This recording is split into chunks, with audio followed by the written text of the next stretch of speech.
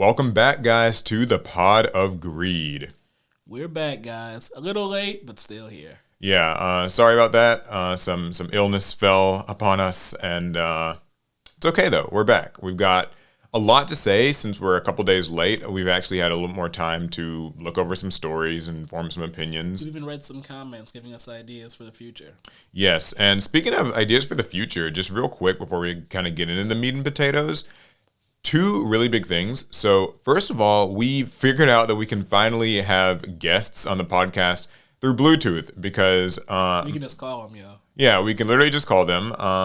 My dumbass forgot that the Rodecaster has like a Bluetooth function. Can they see it? Can they see this beautiful work of art? Yeah, it's probably behind everything. But yeah, we can have guests. We can call them in. So if there are any guests that you guys would like to have on the show, maybe they could just tune in to give like takes on a particularly like big news story of a week or segments. Or just send their phone number. Yeah, anything like that. Yeah, anything like that's totally. Don't send your own phone number. Yeah, that those sorts of things could also be on the table. So also the second thing is that I really appreciate all of you guys who follow and give reviews on Apple Podcasts and on Spotify and things like that. All two of you. Yeah, so for those of you who do, please give us those ratings, like 5-star ratings, good reviews. We it's appreciate okay to be it. honest. 2 stars, we get it. Yeah, or that if you really hate us. So yeah, but definitely keep doing that if you appreciate the podcast. It would be great. And if you're not subscribed to APS Amplifier, do that. But you probably are if you're watching. If you've been here this long, I would assume so. You might as well be. Okay, so we got to kick it off with the usual array of Yu-Gi-Oh! TCG news in particular. Make sure you move your mic closer. Everyone always, or move yourself closer to it or whatever. Yeah. People always say that you're not like close enough to your mic. So I don't know why I can't master the art of the mic. I don't know. I don't get it. But okay, I'm trying not to move too much this time though. So Yu-Gi-Oh stuff. It's been an interesting week because like while there haven't technically been like some major announcements or whatever, there have been like there's like been the release of the 25th anniversary like Rarity Collection. Yeah. Probably the most anticipated set of the year, I would say. And I feel like we still haven't finished reeling from the Age of Overlord release. I feel like we're still early into that. Yeah, there's still a lot of that going on. So 25th anniversary Rarity Collection. Obviously, the content creator reveals had gone up, so people saw that and they're pretty happy with what we saw. Mm-hmm. I've gotten my chance to open up some packs of it, and I have to say, I think it's really good. Honestly, it's just a lot of strong meta reprints that people have wanted. It was crazy opening packs and just being able to get like Triple Tactics Talent, Pot of Prosperity, Barone, just in abundance. So you opened up one box, right? Yeah, I've opened up one box so far. I'm going to probably open more soon. How satisfied were you with your pulls from this one box? Very, very satisfied. I mean, I think I got like 2 or 3 Prosperity, 2 or 3 Extravagance. I know I got 2 Barone. I got Barones. Like you don't need 3. Both those, right? I don't. Yeah, it's great. It's kind of crazy actually. So it's funny you mentioned that. There have been stories I've read from people on Twitter and stuff where they're like, yeah, people at my locals just bought up this set, and we were all just sitting around at a table and like just opening and giving each other, just like people are like, hey, you need a Barone? Hey, you need like a Triple Tactics? Around. And like because there's so many different rarities in it, you can kind of get a certain rarity of a card that you want. Mm. The set does introduce a couple of new rarities, like I don't know if they're called like a Prismatic or Parallel. I think it's like the Prismatic Ultimate Rare and Prismatic Collector's Rare, which look really good. I was looking at those, and they remind me a lot of the OCG rarities that we saw when we opened up the whatever that OCG 25th anniversary. Yeah, we've opened a few OCG sets. Do we still have those? I remember at one point we opened some. They sent us so much, we got sick of it. Yeah, we probably have a few. I know we had like Animation Chronicle and some other things like that. So yeah, I mean, I think that with these new like rarities getting introduced, people have taken really well to them. I like the look. I specifically like the one that not the shatter foily looking secret rare. Mm-hmm. I like the what is that? The 25th collectors Yeah, rare. their take on the collector's rare. I like that Collector's one. rare It always looks feels so very good. subdued, but I like that. I like a more subtle rarity. Yeah, I prefer the collector's rare over the new like prismatic ultimate rare. I think that the ultimate rare, I don't want to say it looks cheap. That would not be how I would describe it, but it just doesn't feel like a proper ultimate rare, and I'm a little biased because I like the OTS pack ultimates. I feel like they're a little bit more genuine. I do like what they do with the borders on those. Yeah. Okay. So you like how they did the borders? Yeah, I like that. I like the look of them. I don't like the feel of them in the hand. Oh, okay. I haven't touched it. If that like makes any sense, it's kind of like the feel of them. It's got like that slick film that reminds me a lot of the Maximum Gold cards that I was not as big of a fan of. Mm-hmm. Now that said, though, the best part about Rarity Collection is that like if you don't like that rarity, you just don't have to like really use those ones. Like you can trade those to someone who wants it, and then you could just get a secret or an ultra, or the one that I have fallen in love with, the return of the Platinum Secret Rare from the 2015 tins. That one looks very good. I like that a lot. So that's just definitely a look that I don't think I liked it when they did it in the tins because they overdid it a bit. I don't know. I feel like whenever we get a new rarity, at first you don't like it and you come around over time. Yeah, I'm one of those people. I think I have to like use cards for a bit, and then I'll usually end up kind of changing my tune on it. But it's a cool set. It really is. So remember the platinum rares from Noble Knights, Knights of the Round? Okay, I don't want those Fire. again. Yeah, that. Wow. Oh God, those are the worst. Yeah, that's the one that please don't bring that back. At least not in that exact form. So there's been a little bit though of controversy around it. You know, we always got to kind of cover these stories from multiple angles. So one of the criticisms I've heard levied against this set, and I see where people are coming from with it, is that it's kind of so some people are saying, okay, this is like the best set of the year, or the best product of the year, or even the best product of all time.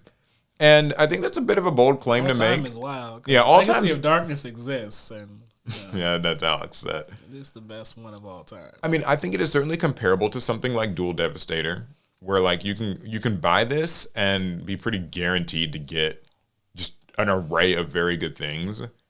Not completely guaranteed to get every single thing, but you will get the cards.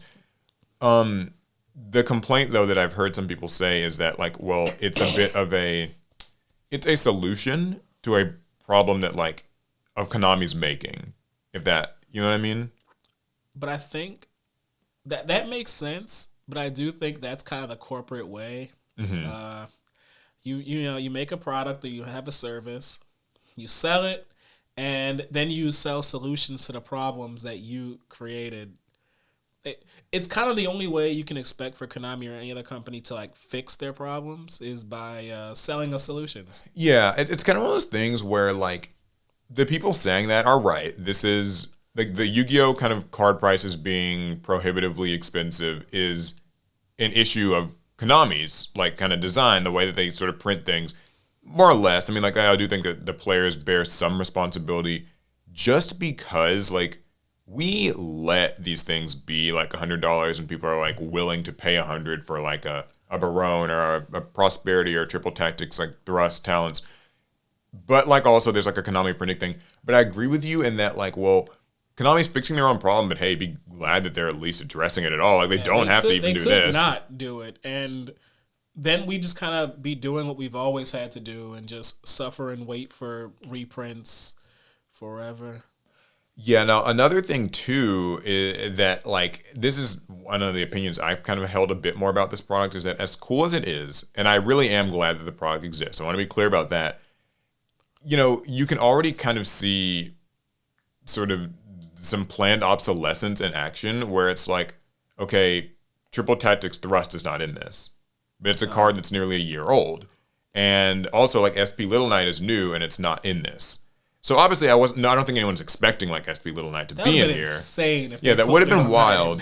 But it's kind of one of those things where like, okay, the $100 staples of yesteryear are in this set, but like where they've kind of already been replaced by new $100 staples that you will need and that will not be reprinted until perhaps Rarity Collection 2 next November. which But means, you know. but it's still really good when you think about it. Mm-hmm. Because I picked up 4 copies of Triple Tactics like a month or so ago, and it still cost me like a decent amount. It wasn't at its full price, but like, Yeah.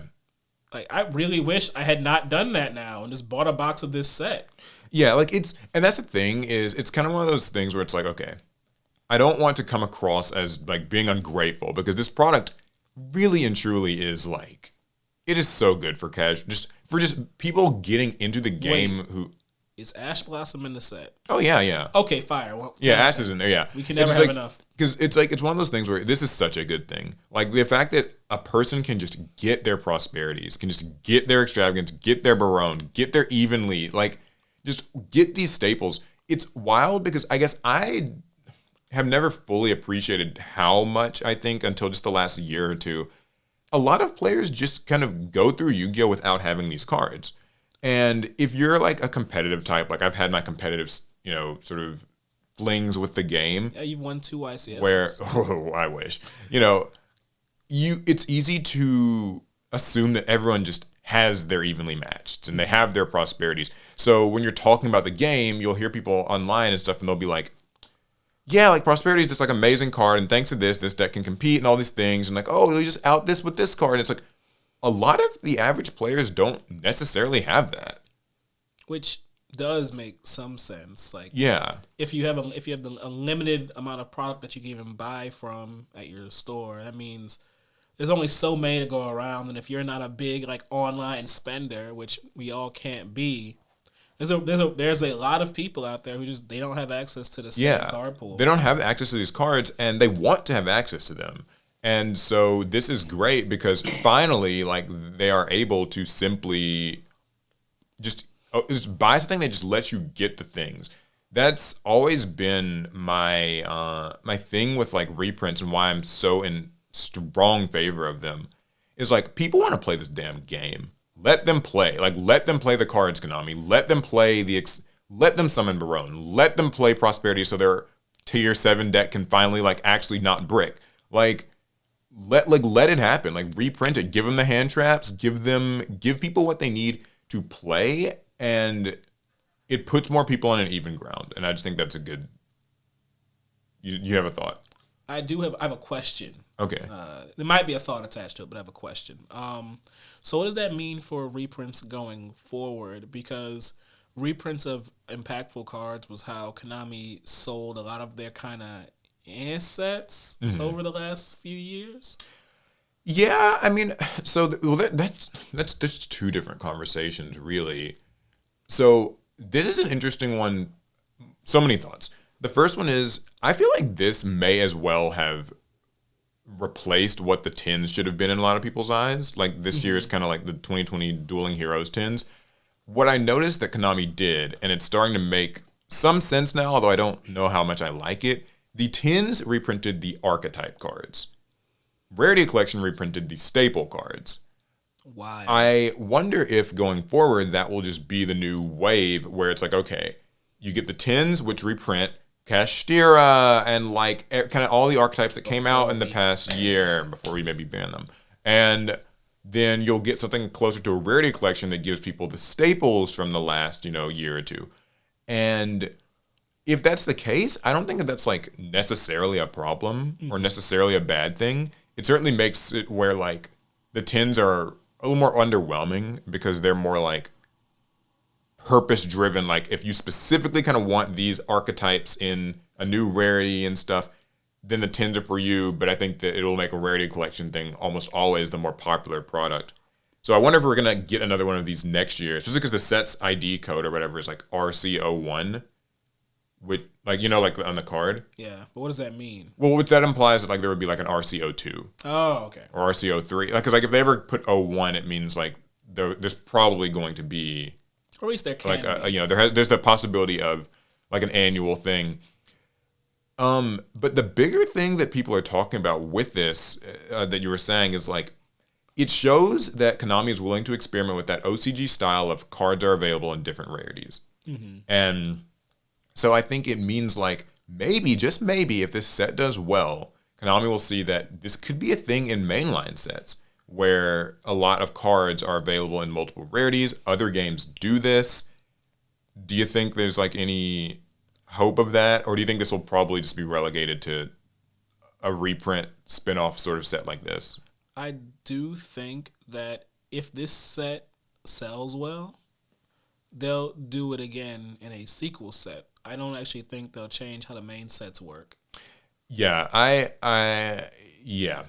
I think it'll be considered another a profitable like segment to pursue, but why give up a whole other product they can sell and make profit on to like make these other products which already sell fine better for us? Unless they can prove that our main series sets will just start selling like hotcakes. Yeah, so that's the uncomfortable truth about it too that I've been kind of having to come to terms with. So there's this big conversation right now about like mainline sets should do this for like say SP Little Knight. We kind of talked about it a bit last week where it's like, okay, there's a secret rare SP Little Knight that's $100, but it would be nice if there was a super rare one that's like $5. Mm-hmm. So you'd have the option of getting your like $3 to $5 super rare like Little Knight, and then maybe the secret rare one for people who just want to flex is like $50. And you can even make it special, give her some alternate art, because he's like an IP Masquerena card. They usually have alternate arts for them eventually anyway. So if you wanted to like distinguish it a bit more, you could do that. Would she ride a scooter? That'd be funny if she did. Just rides a scooter. So like that, and it would be great to see that in mainline sets. So that way, when Agov comes out, everybody can play like Little Knight, and some people get the peasants version or whatever, and then some people get the flexy, blingy, aristocratic version, and everyone can enjoy it. The proletariat and the bourgeoisie can all coexist and be happy. No, he's been saying that all week. It's like he just discovered these terms. Oh no. It's just fun words to use for Yu-Gi-Oh! And the price argument, but everybody can kind of like be happy. But like, I don't know that Konami will do that because, like you were saying, and like some people have said, if Rarity Collection is like a solution to a problem of their making, then like why wouldn't they just do it again? Just kind of do it again. So and I don't know. It's Yu-Gi-Oh! Like stuff changes slow in this game. Like you can't really expect like. I don't know that you can expect Konami to change like the way that mainline sets work. There is a way to get them to change it. It's just that we won't do it. What's the way? We have to hurt the sales of like main series sets. Like, yeah. As long as they're performing like adequately, and they are, they'll never change them. They only change them if things are going wrong. Yeah, they wouldn't really have a good reason to. We're Yu-Gi-Oh players. We need good shiny cardboard. We do, and I've always said, and I am not guiltless here. Playing Yu-Gi-Oh, if you've played long enough, you kind of get this almost self-awareness about it, where you have Stockholm syndrome, like a little bit, because like Konami abuses us, like in a sense, you could say that through just kind of the reprint cycle, where it's like cards. $100 are like really hard to get, and then it doesn't get reprinted for like 18 months. I'm gonna stop you right there. Konami don't abuse me. Konami love me. Right. Okay. Right? Konami cares about me. Yeah, and then ban lists, crazy formats, like everything kind of and I'm not saying this in like a oh my god you go so awful way. I'm saying like we endure it, and we almost thrive in it to some degree, and eventually you just get to a point where you're like, well, that's just how Konami is, and like it's okay. Well, so it's the status quo, Yeah. So what does it all mean for the future of Yu-Gi-Oh? Don't know. Not really sure. I don't think that they're changing mainline sets anytime soon. I think that will just be doubt. Unless. But either way, Rarity Collection is good. I think it's worth the buy if you can just split like a box or two with a friend. That can be really fun. That's true. I mean, there's enough duplicates of cards in this set where it's probably the first time where splitting a box can feel kind of good. Yeah, it has a good feeling to it. So it actually reminds me many years ago when I was a poor little scrub and still a jack of all trades, but I was a scrubby jack, and me and the guys at my community college, we would split boxes, and that was painful in Yu-Gi-Oh. Because these sets would come out, and there was 4 of us, and all 4 of us wanted to build the same 2 things. So splitting the box was not never really worked. Yeah. I remember when Cardfight Vanguard came out. Then splitting a box in that game was wonderful. We all wanted to play different clans. Yeah. And they were all represented in the box, so it was more easily distributed amongst.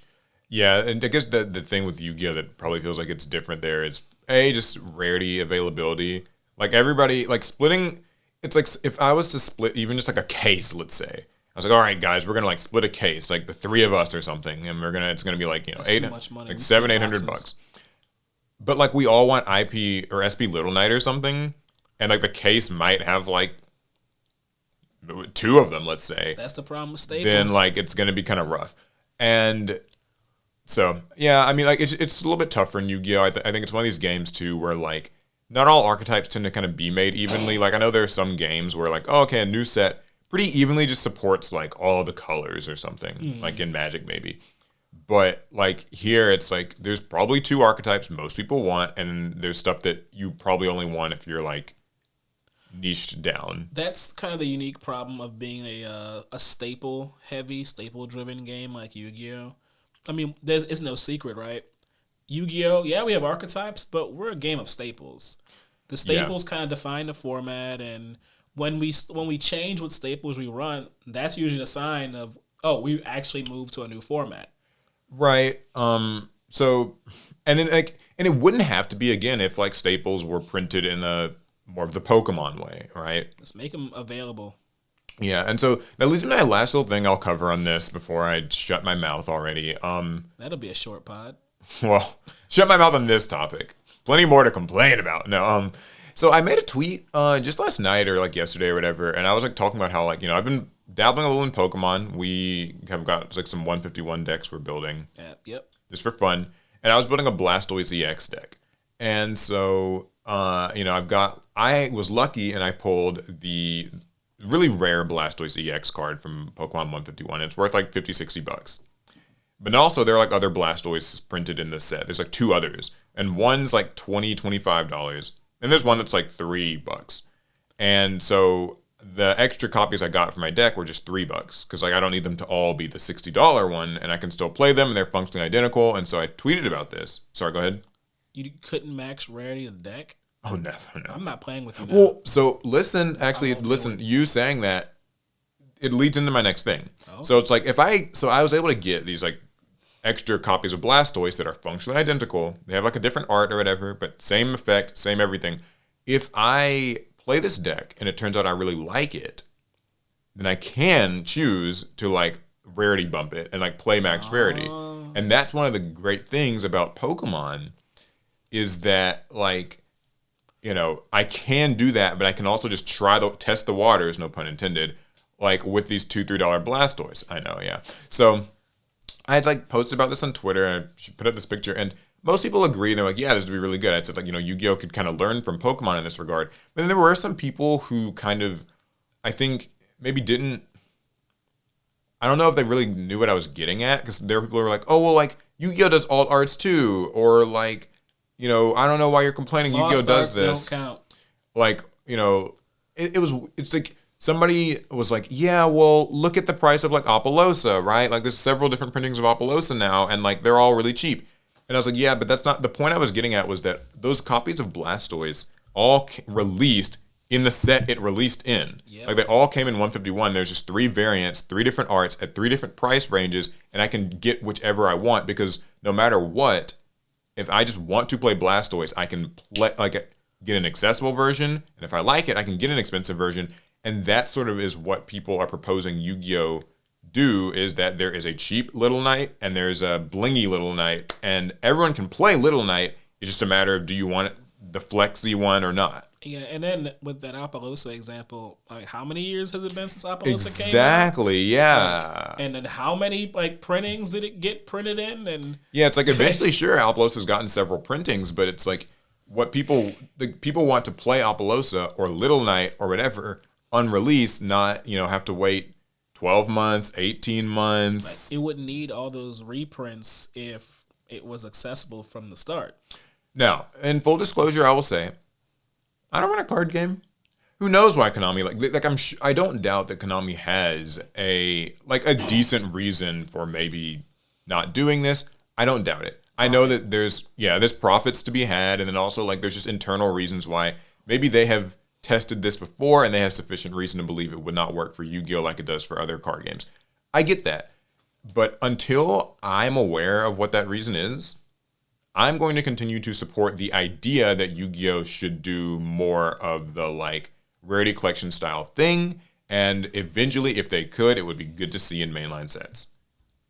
Because my overall thing is that people want to play Yu-Gi-Oh, and they deserve to be able to play Yu-Gi-Oh as accessibly as possible, and that way we can get back to arguing over cards, right? Arguing over should Maxi be legal, or is this deck too broken? I'd rather Yu-Gi-Oh players be arguing about that, or talking strategy, or talking top deck lists or whatever, not feeling price gated out of this game.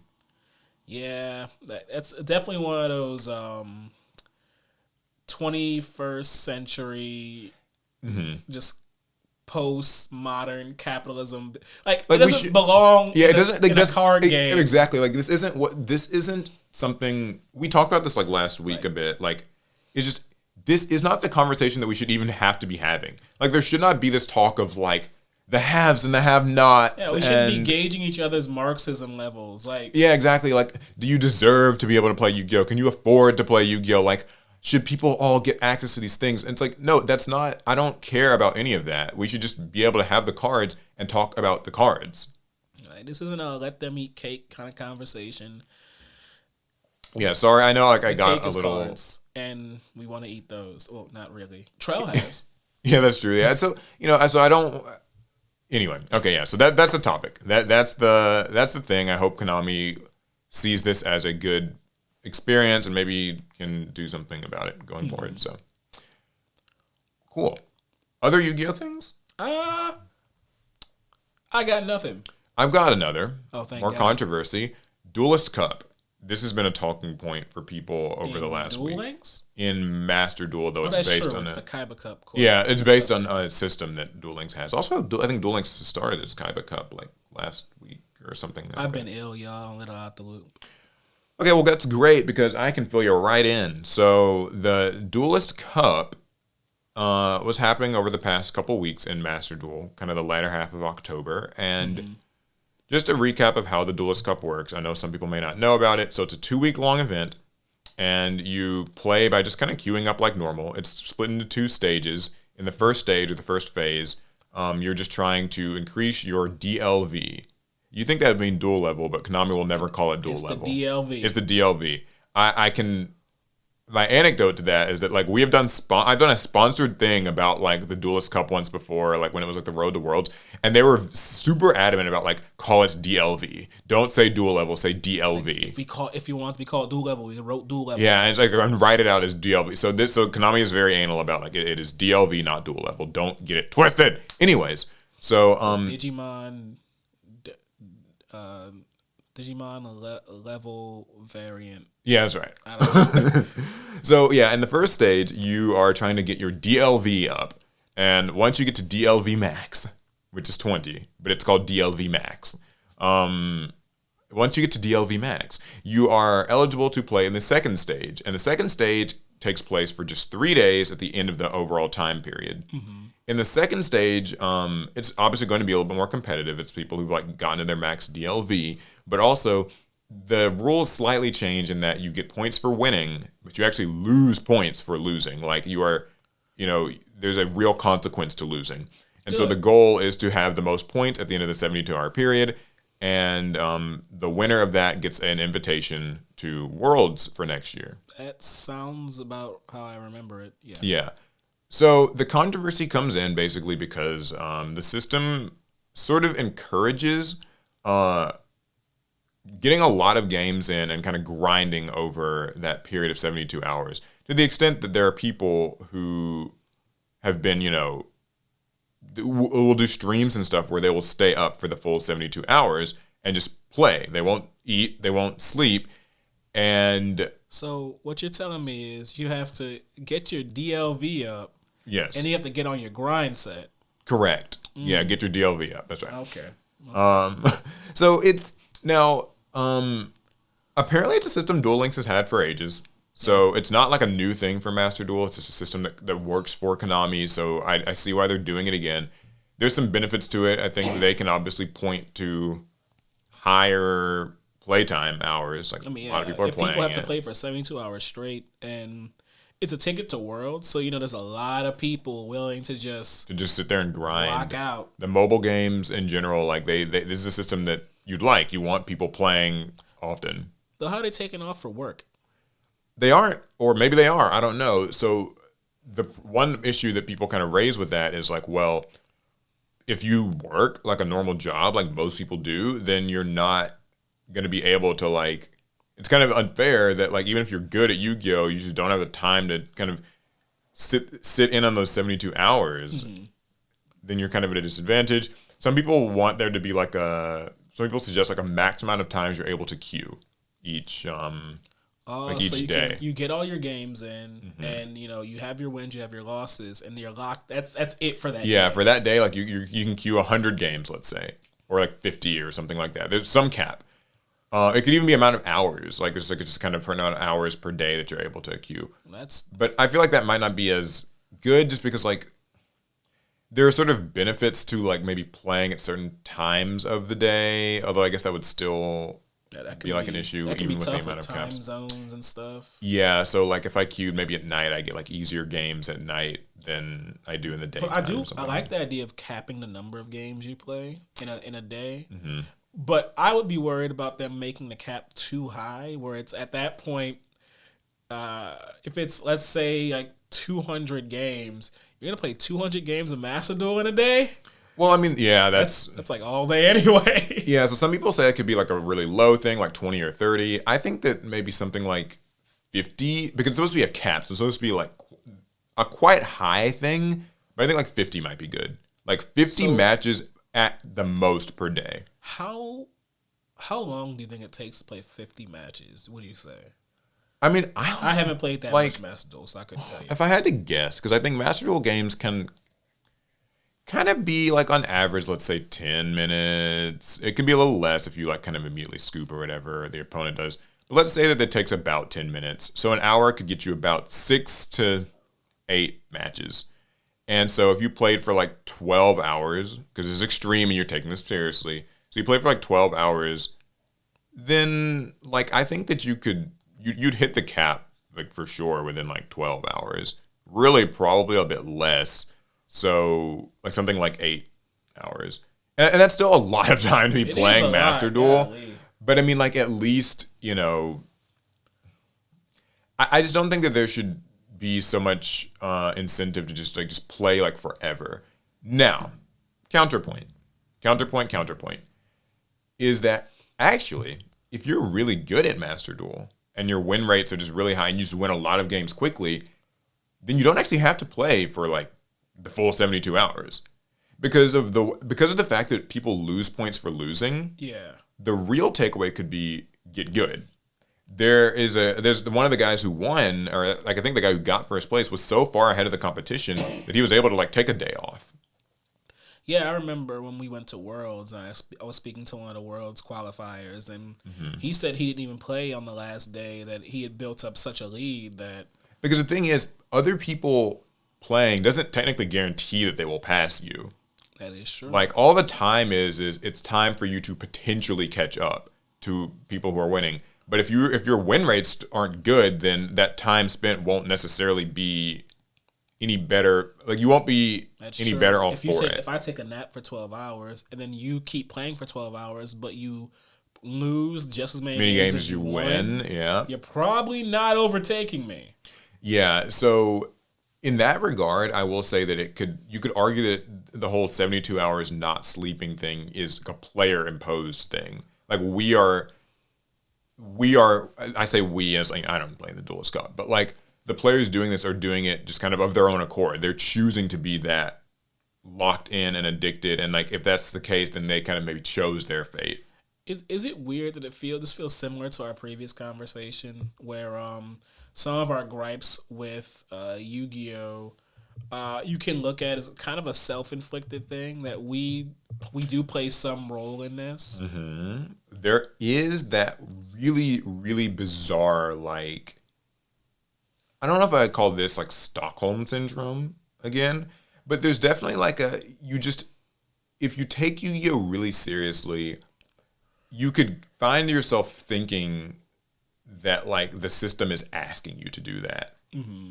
But like in Master Duel's defense, in Konami's defense, no one is making you play for the 72 hours. No one's even making you play in the Duelist Cup. Like, it's a tricky one because while I think a better system could exist, I also think like you can just get good or you can just ignore it or you can like no one is making you play like anything. And so that like so at first I was like, okay, I think the Duelist Cup is just this toxic mess.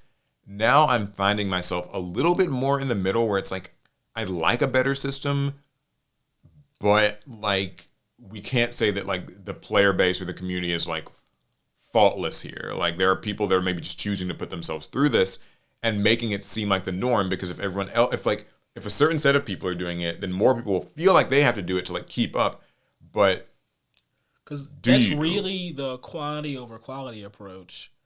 So you scoop the games that you don't think you're gonna win as fast as you can, and you just start and you play into games you're gonna win, and you do that as many times as you can over these 72 hours to try and just like bump your name up. But the opposite point of view is like you said, you kind of if you got good and if your deck building is good, if your play is good, if you took even the games that you think you might lose. If you win those two, so you win the games you're supposed to win, then you win the games you're supposed to lose. Maybe not all of them, but let's say more of them than most. I think like your point totals will actually just be significantly higher than just going. Just yeah, and that actually is a nice little segue into a side point I have about Master Duel that I have pointed out to people and like some people agree with and some disagree with. Is like I've been playing Master Rank for a while now. I usually get to Master Rank most seasons. He's always flexing, man. No, I don't say it because like it's like the world's greatest thing, but rather because it sort of it'll enforce the next point I'm going to make, which is that like I think people give up too easily in Master Duel. I see a lot of people they scoop games really fast. Like they give up. It's like, okay, someone played Maxi, I quit. Someone impermed or asked my first play, I quit. I slightly messed up some little thing of a combo, I quit. Like I bricked, I quit. And it's interesting because I'll see people like they'll quit against me and I'm like, what? Like why did you quit here? Because like my hand was a brick. And they didn't know it. But, like, they just saw me imperm the one thing. Like, I had an imperm and a dead unplayable hand. But because I impermed their starter and they feel like they can't come back, they give up anyway. And I'm always like, you got to kind of have some grit to, like, see those games through. Because you would be so surprised. Your opponent could have bricked or, like, your opponent can misplay. And I think that you give, like, you're handing out free wins. And so the Master Rank thing comes into that because, like, in Master Rank, losing costs you like a lot of time. Like you have to win 5 consecutive games to rank up in Master Rank compared to 4 in the other ranks. And like losing means that like you tumble back down, you have to win another extra game on top of it. And so like a nightly session of playing in Master Rank could be, and this happens to me a lot, is like, okay, you need to win 5 games to rank up. I win one, I lose one. I win one, I lose one. I win 3 in a row, then I lose 2 in a row. Then I win one more, then I lose another. And it can just, you can kind of literally like end up just not even making progress or even regressing if your wins aren't good. If so, what you were saying was if you only win the games that you think you're supposed to win, like the ones where you win the coin flip and you get your full combo and you quit every other game, well, it's a best of 1 coin flip game. Yep. So like you will literally, so statistically you can just, there is good reason to try to get through those games that feel hopeless because A, the wins feel nice, and B, like that is the difference maker in pushing your win rate to like 55-45 as opposed to 50-50. That's going to put you over the next guy. Yeah, and I think it applies a lot with the Duelist Cup even, where instead of just seeing it as like for 72 hours, I will like just play, and if it looks like I'm gonna win, I'm gonna like win, and if it looks like I'm gonna lose, I should immediately quit out and like get in and queue into another game. Now, I remember when we used to compete more in the physical game. Mm-hmm. I remember us talking about how players scoop too much in Yu-Gi-Oh! Yeah. And this is before Master Duel even existed. But we used to talk about, oh man, people like scoop too much. I was playing, we're playing in some like OTS or whatever, and like, yeah, my opponent's kind of scooped after like he bricked. I played 2 cards and he scooped, and we were talking, man, players they scoop too fast. They don't know what's gonna happen. They give up. But something I've realized is in Master Duel they scoop a lot faster. Yeah. And I think it's the medium and the format that you're playing in. Mm-hmm. It's best of ones with an unlimited it's best of ones, and the amount of rounds for the tournament are unlimited. Yes, I agree. So it makes you place significantly less emphasis on each individual game, and maybe that's fine if let's say you're in silver, gold, even platinum. Mm-hmm. But I think in Master Rank and even during the Duelist Cup,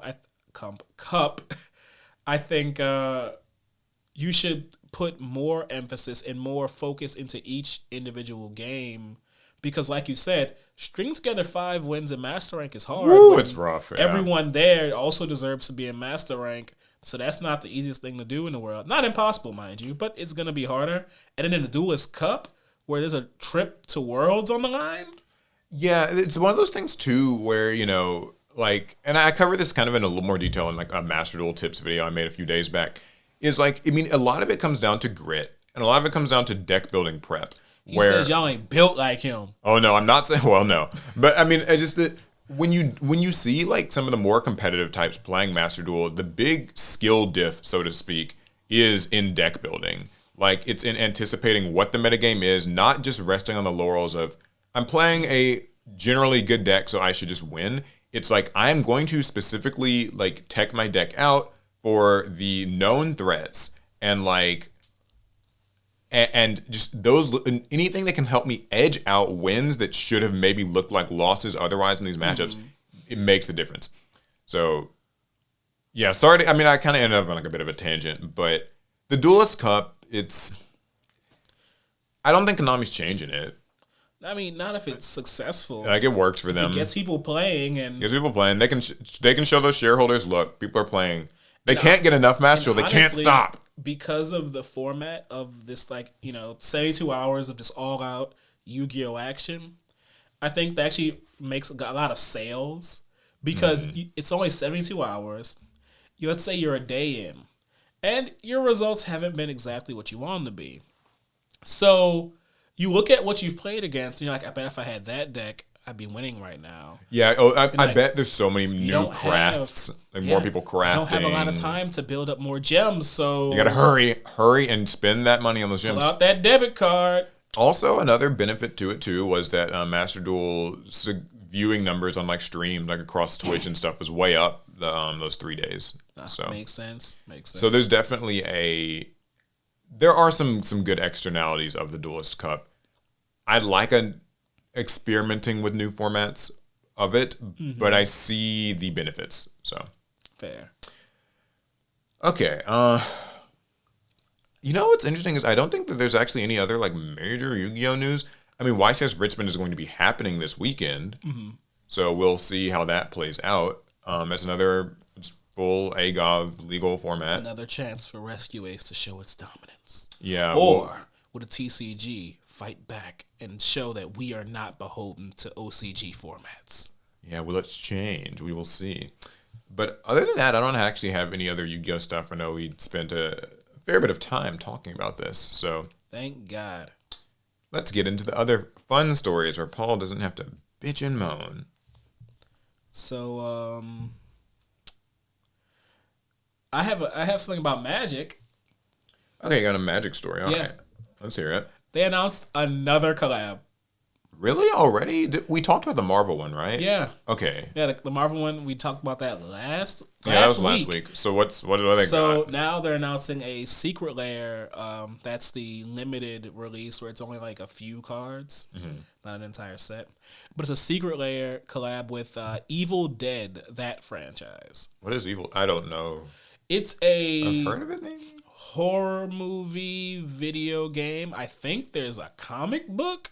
It's a horror franchise. Okay. I'm now, to be clear, I'm not. I'm actually a big horror guy. I respect horror movies. I just don't like watching them.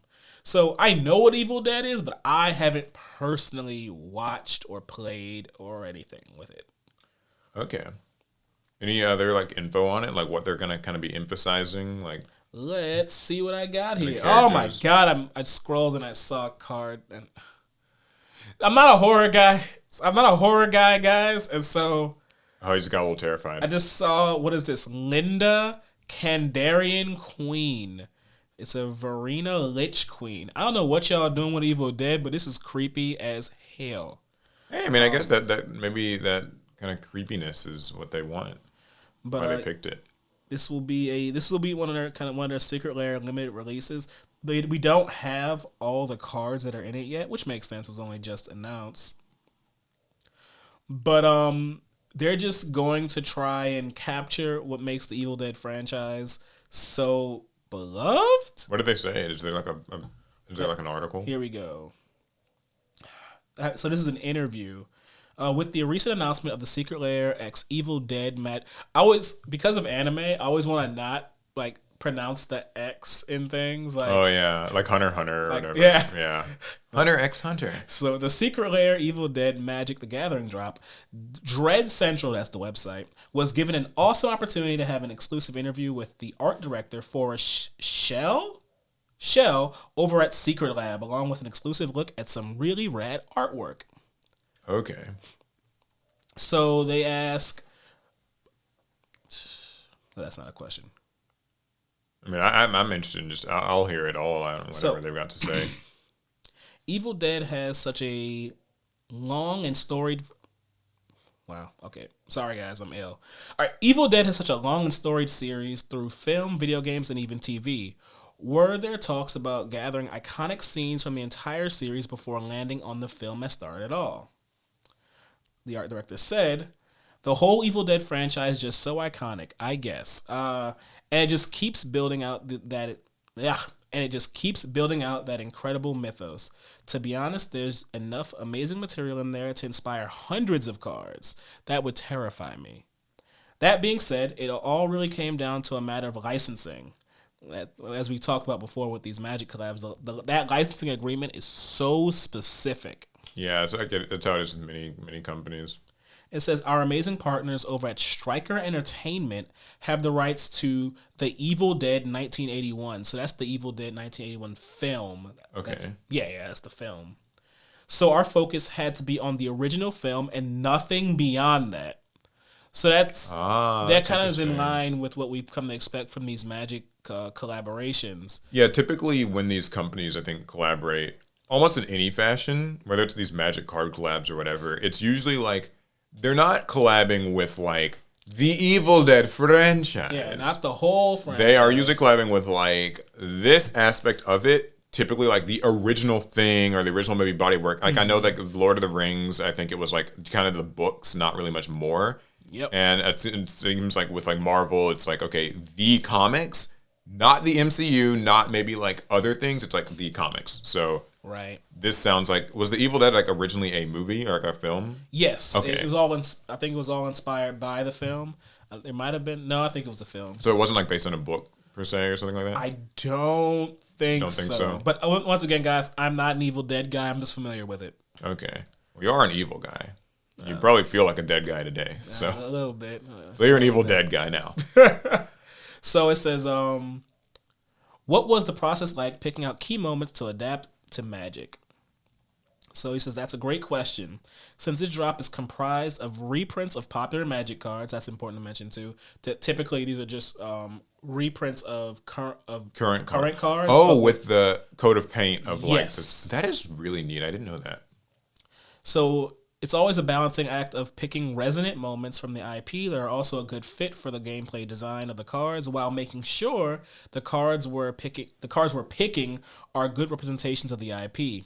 Once the list of reprints was finalized, it was a matter of working with the team to identify the scenes from that first movie that would fit the mechanics while also telling the story about iconic moments. Right. Okay.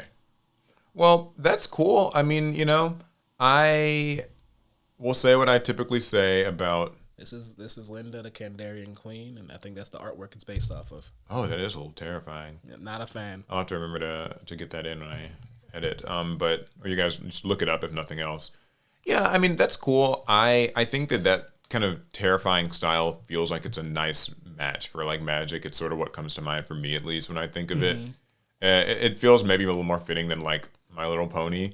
But also, they've done enough of those My Little Pony collabs, and maybe that's normal too. Magic has a goofy side to it. They don't mind just realized being the goofy card game. I realized that when we were opening, when you and Larry were doing like the Wilds of Eldraine, I think, where it had like the Cookie Monster gingerbread house stuff, like Ginger Brute. Yeah, so I do realize like Magic has like more sides to it. Speaking of Magic the Gathering, I don't actually have a story, but or not like a news story, but rather just a quick anecdote. So a few weeks ago, we were talking about how Magic is introducing the Play Booster, which is going to be combining the Set Booster and the Draft Booster. And so I went to discontinuing them. Yeah, discontinuing each of those and just like combining them into this one new set that's supposed to, I guess the intention is that it can be used for draft play, but can also just be opened kind of like a normal Set Booster would. Right. And it is better for card shops and better for players and all these things that, Wizards at least maybe would like you to believe. Not saying that I doubt them. I don't play this game. I'm just saying like that's their sales pitch. Well, anyways, I figured, okay, well, I'm going to go to locals and I'm going to ask my local sort of Magic people who like work at the card shop. We do have a lot of Magic. Yeah, we have a few Magic people, and I asked a couple different employees, and they seem to have like mixed opinions. Cautious optimism was probably how I would describe it. You don't have a choice, really. Some maybe cautious pessimism, like. It was interesting, like hearing people kind of have these thoughts of like, okay, how will this change the draft experience? Because they're changing the amount of cards in the pack apparently, and then also like the structure of them will be like apparently Magic Draft, to my understanding, is something that is really it's very like fine-tuned thing, the way that like these packs are constructed for draft, and so it's. Even just slightly changing that is a big deal. So that was where like there was some cautious sort of. I mean, some Magic caution. Is one of the few games where the draft format is actually like people look forward to playing it. It's actually quite popular. It's the only game that really dedicates like that. Maybe Flesh and Blood does. I might be. I mean, I'm not that familiar with Flesh and Blood's game like that. But yeah, I feel like Magic's the only game that I see where it's like there is a specific like kind of set. Released for draft, and people they actually want to play it. I feel like in like Yu-Gi-Oh and other games, if we have to, sure. So, yeah, Yu-Gi-Oh is just like long since past the point of being draftable in mainline sets. Like if you want draft, you gotta like go back to the battle packs or maybe try Speed Duel. But like, and look, Konami tried to like push draft in like. Into like the main thing, yeah, like all YCSs. And Yu-Gi-Oh players said, no, we want constructed only. And I get it because like the way that Konami did it, I think was a bit heavy-handed. I think I like it from a like stylistic kind of flavor perspective, but the way that Konami did it, this is back in 12 or 13. Oh, you old? Or maybe it was 11, I don't know. But like they did this thing where when they first released the Battle Pack Epic Dawn, at YCS's top cut, like top 32 or top 16, depending on the size of the YCS, would change from constructed to draft. Like you play Battle Pack Draft on the spot there. And that was kind of unheard of at the time, at least for Yu-Gi-Oh! So basically, imagine you go to YCS with the deck that you made, and then if you make it to day 2, and then you eventually make it to top cut, you're then forced to draft.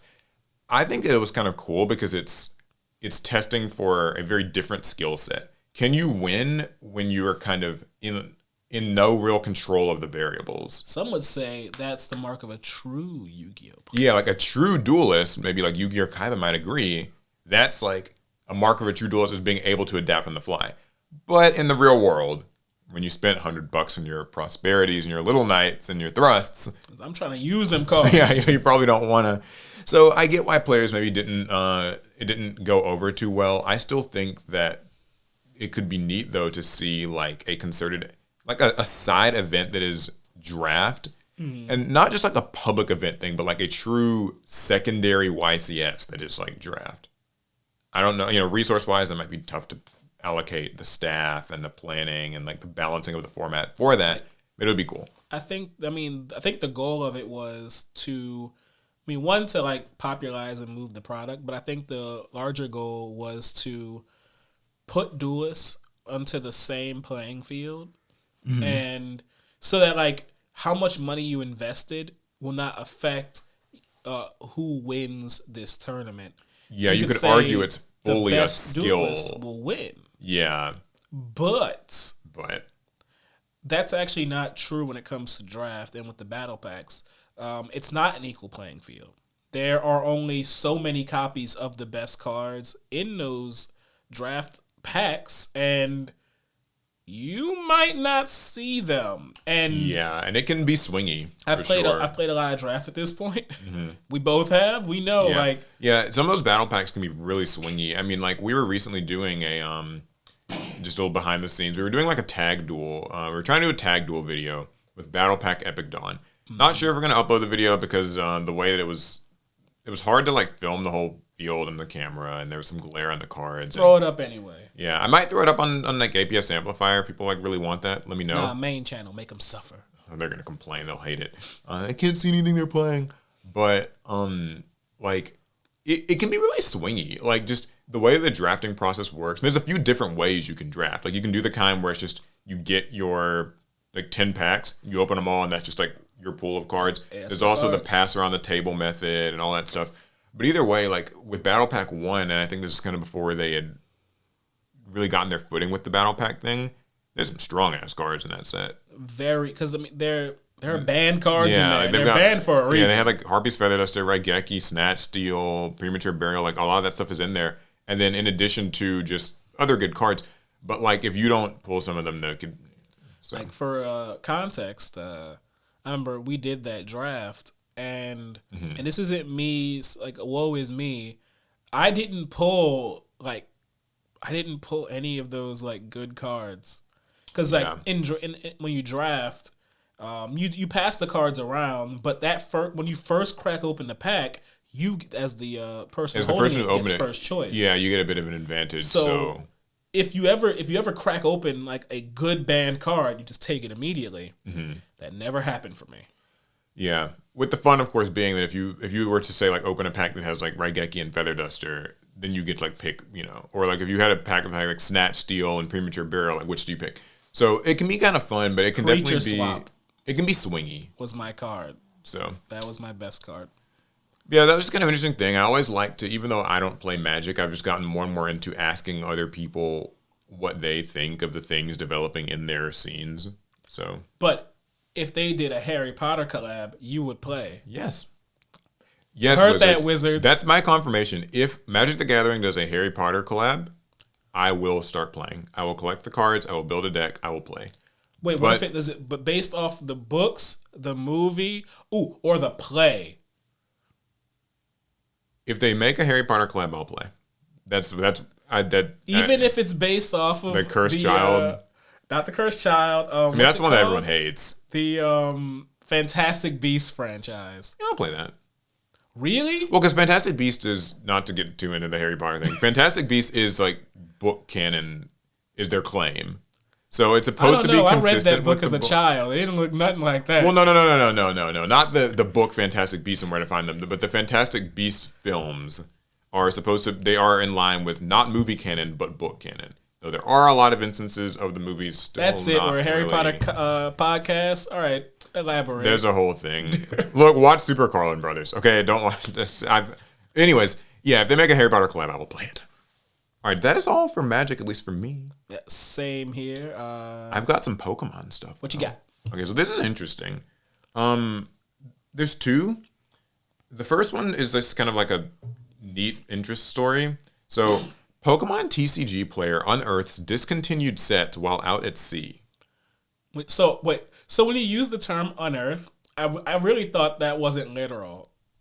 I mean, yeah, so the hunt never stops for Pokemon TCG hits, and one lucky collector has discovered a hidden treasure on the high seas.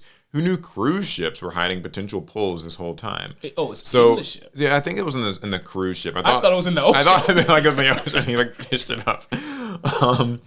He had a whalmer and they taught it dive. Yeah, so the most exciting part is the potential pulls can come in surprising places, and Reddit user Apriballs Brian may have found the best one yet. They stumbled across, I don't know, a treasure trove of discontinued Pokemon TCG sets in a cruise ship arcade. And they showed some pictures. I'll try to remember to add them onto, there's on a Norwegian cruise, and they found what looks like Shining Legends, which is like an older set, and then like Evolutions, Sun and Moon, Burning Shadow. Shining Legends, isn't that one with like a Vulpix on the cover? Well, usually I think that they like the sets will have like a lot of different potential cards. But yeah, so they set their sights on this prize in an arcade machine, like a pulley machine or whatever, and they went to work farming tickets to snag the box. It's a good thing they did because it can fetch anywhere between $350 to $500 USD unopened. Hey. So collectors in the thread were floored at Apriballs Brian's luck and wished they had their good fortune. Quote, if I was on that cruise, you'd see a grown-ass man in the arcade furiously playing at 3 a.m., one user admitted. That's what Apriballs was doing? When asked if they planned to rip the boxes in the boosters in the box, they said they wanted to keep it sealed as a collector's item, which most people agreed was a good choice. I would keep it sealed since most of the cards in that set are not worth too much, one user concurred. It's one of those cases, I think, where like it's worth more unopened than opened. We know all about that, huh, Paul? Yeah, we really, I'm not gonna lie, when I look back, we rare hunters and even some of those old like structured or starter deck things and structure deck things, we were just opening history like for YouTube videos. But it was fun. It was fun. I enjoyed myself. Like, goddamn. So, anywho, yeah, that's the story. It's kind of interesting. What have you found?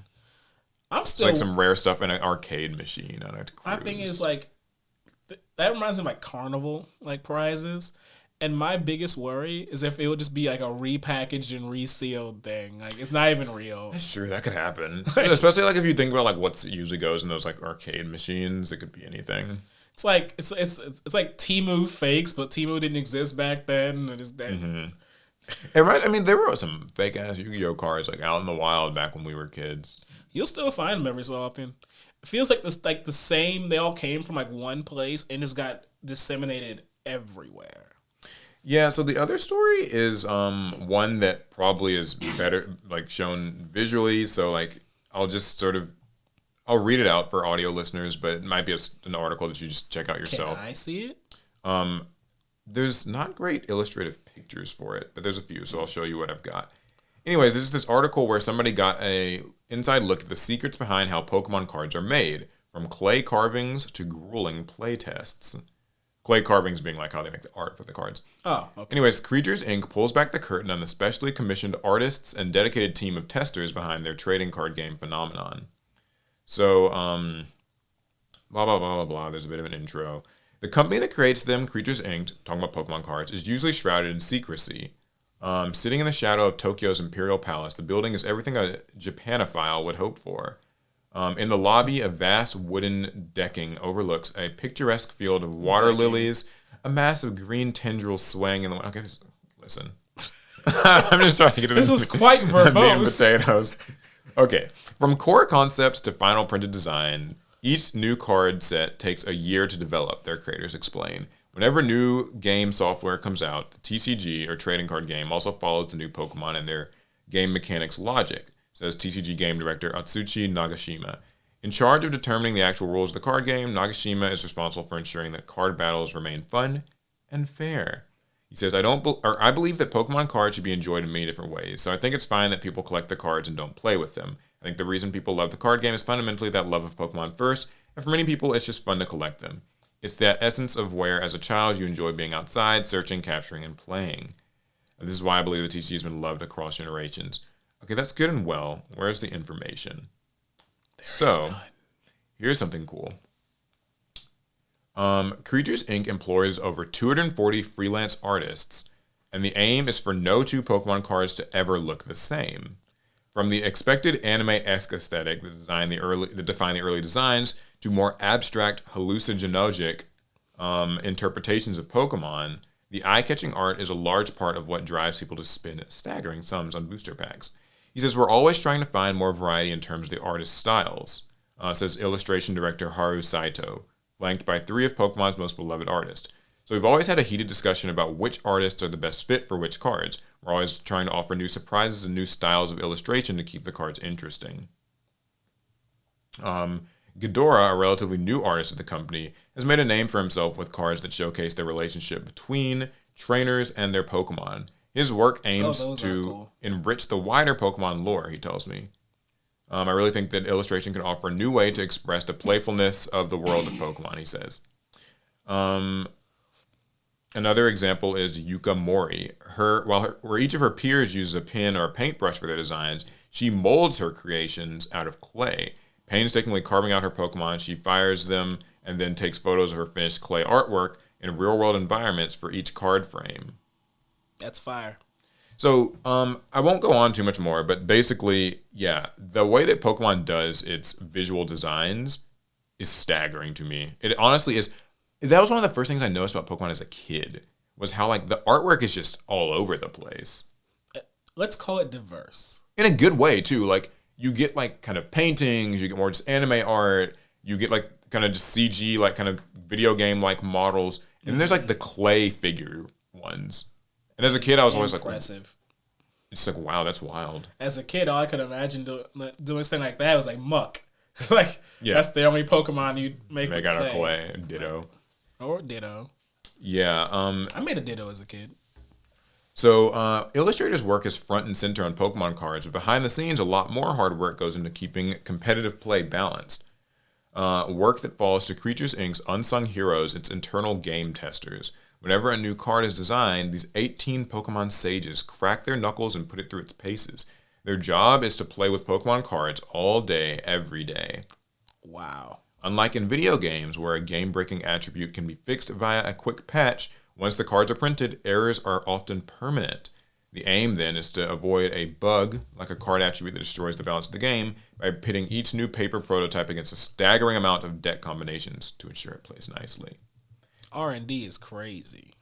It's so interesting that they kind of just pull back the curtain on this.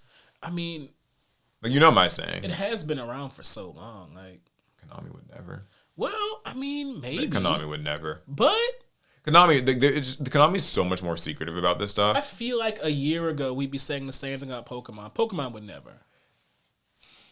I guess you're right. I don't know, but I mean, Pokemon credits artists. Fair. So there was the fact that Pokemon credits artists, it meant that to me there was always at least a chance that they would be willing to, like, kind of pull back the veil. Yu-Gi-Oh doesn't credit those artists. They're not in the business of that. I wonder how many people test the Yu-Gi-Oh like cards and mechanics before they come out. I fear that it's either like staggeringly a lot or like staggeringly a little. And Jerome is alone on Dueling Book with traded cards, just that would actually be really hilarious. Just running the gauntlet night after night. Yeah, because I mean, we know a little bit of like Konami's, like we know like Jerome McHale's like Konami R&D and like Billy Brake and stuff.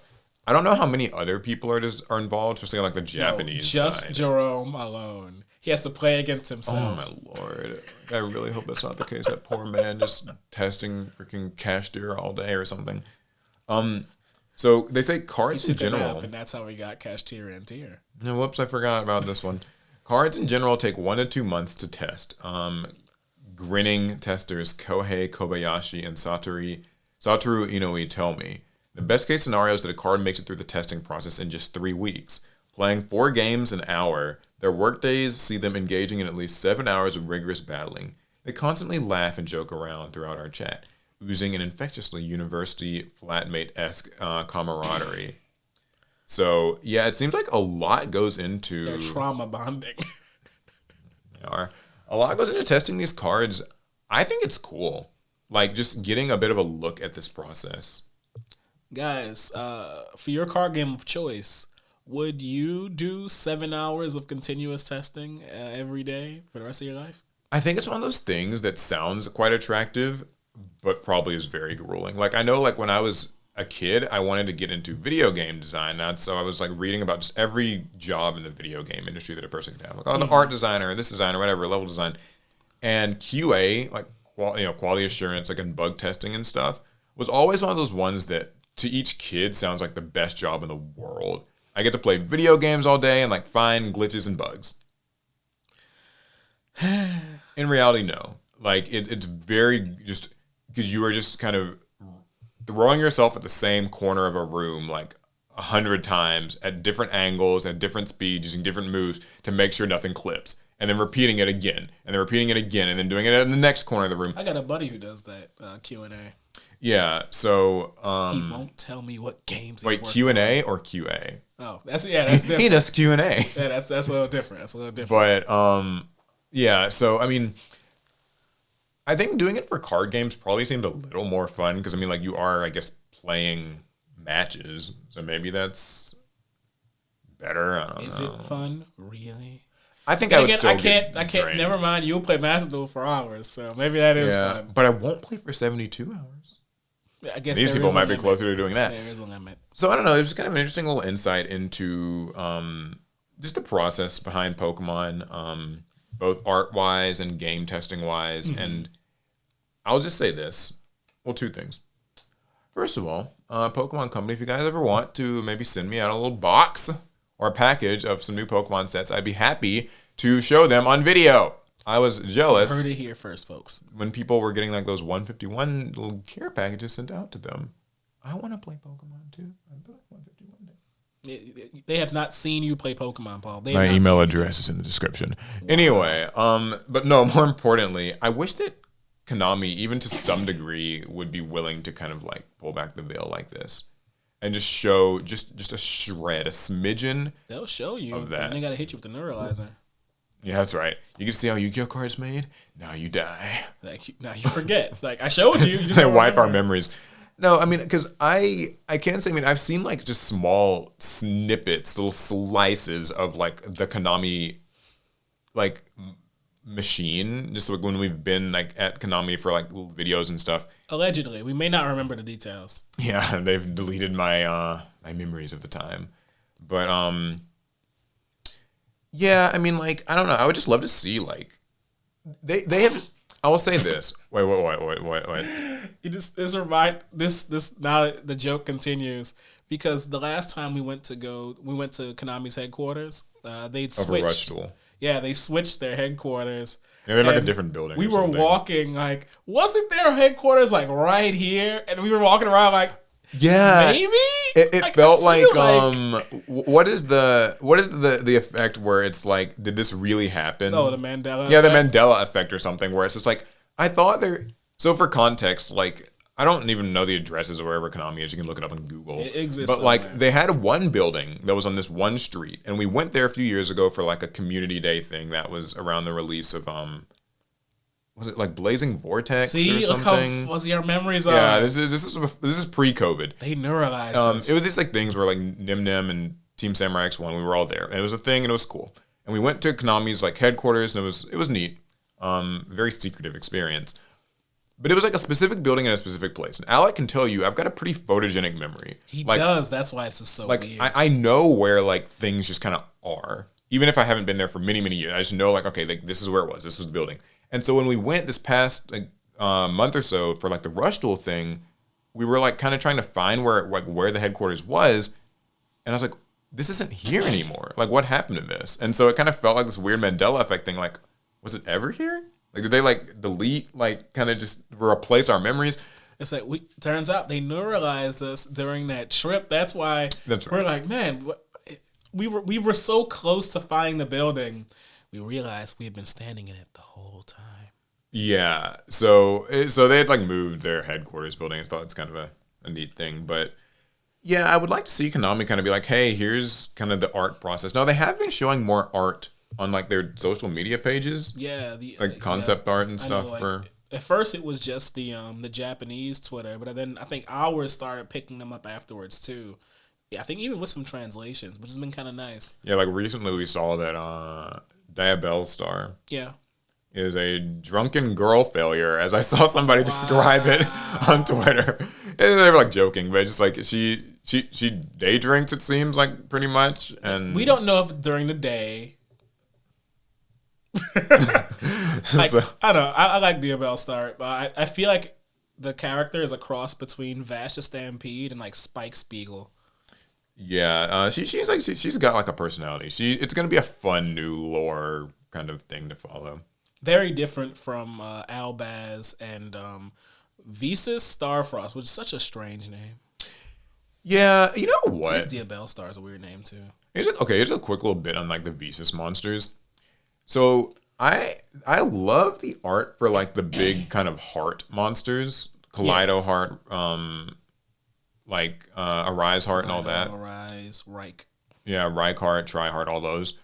But they're so complex. Like they feel almost too complex to fit on trading cards. But I think that was the goal. Visas is supposed to look very plain and ordinary, even boring.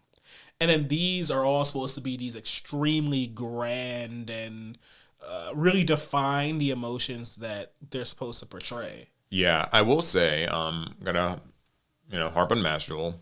Wouldn't be a podcast if I didn't. No harp. I love how just insane. He meant harp like this. Never mind. Yeah, I love how insane they look when they're summoned. I love their summon animations.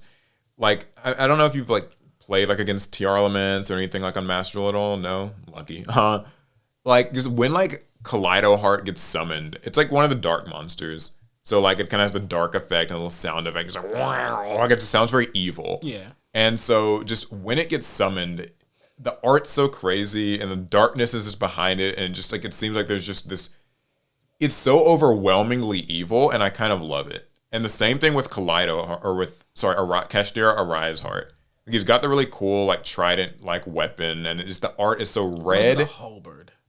There was a thread on Reddit. I'm tangenting now. There was a thread on Reddit where someone was like, "What is Arise Heart's weapon?"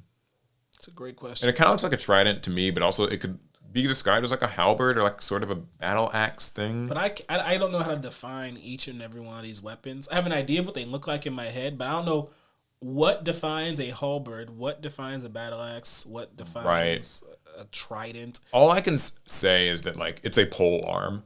Yeah. That would be. So anyways though, like when he gets summoned, it's like it's just funny because it's like the art is so like it's just so deep and complex and like red, and just you hear the darkness sound and just say goodbye to your cards. It's just wow, and he's just there, and it's I guess it does a good job of being extremely imposing. So despite the fact that I hate Kashtira Rise Heart to the bottom of my soul, when he gets summoned, I can't help but be like a little excited. So fair. Anyways, that's all for my tangent. I'm sorry. So let's take a spin over to Bandai. Yay! Let's hear it. So I want to start with the Digimon TCG. We just got the so changes. There's multiple Bandai news. Yes, there's multiple. Okay, guys.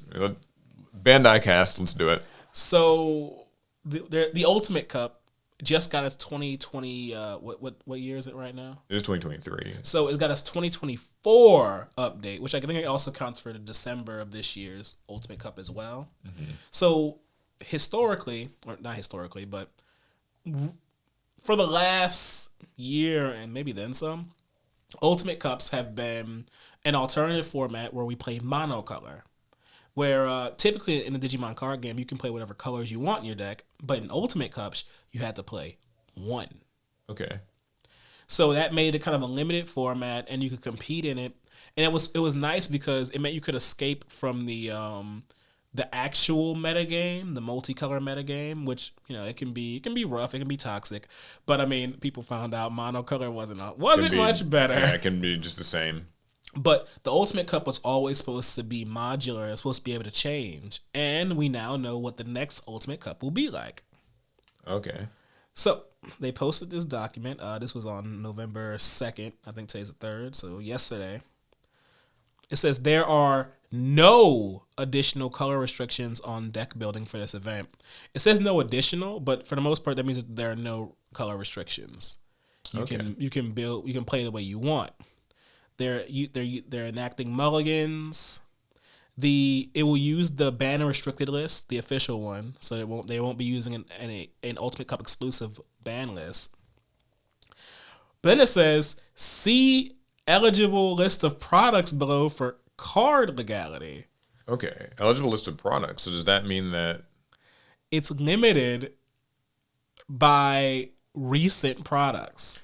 Oh, so it feels like what they're basically doing, if I'm understanding this right, is they're changing it from a monocolor format to a rotating set format. Yes. Interesting. Now, I don't think it doesn't say if it's properly rotating, kind of like how Pokemon does. Like if there's like a set structure to it, or if it's just what we kind of say at a time.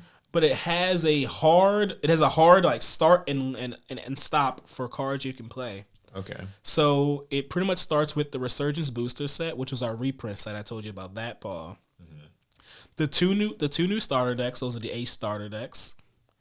BT14 Blast Ace. That's what's coming out in a few weeks. Actually, that's coming out here. Some promos from that set. Promos. That's a lot of promos. Okay. Yeah.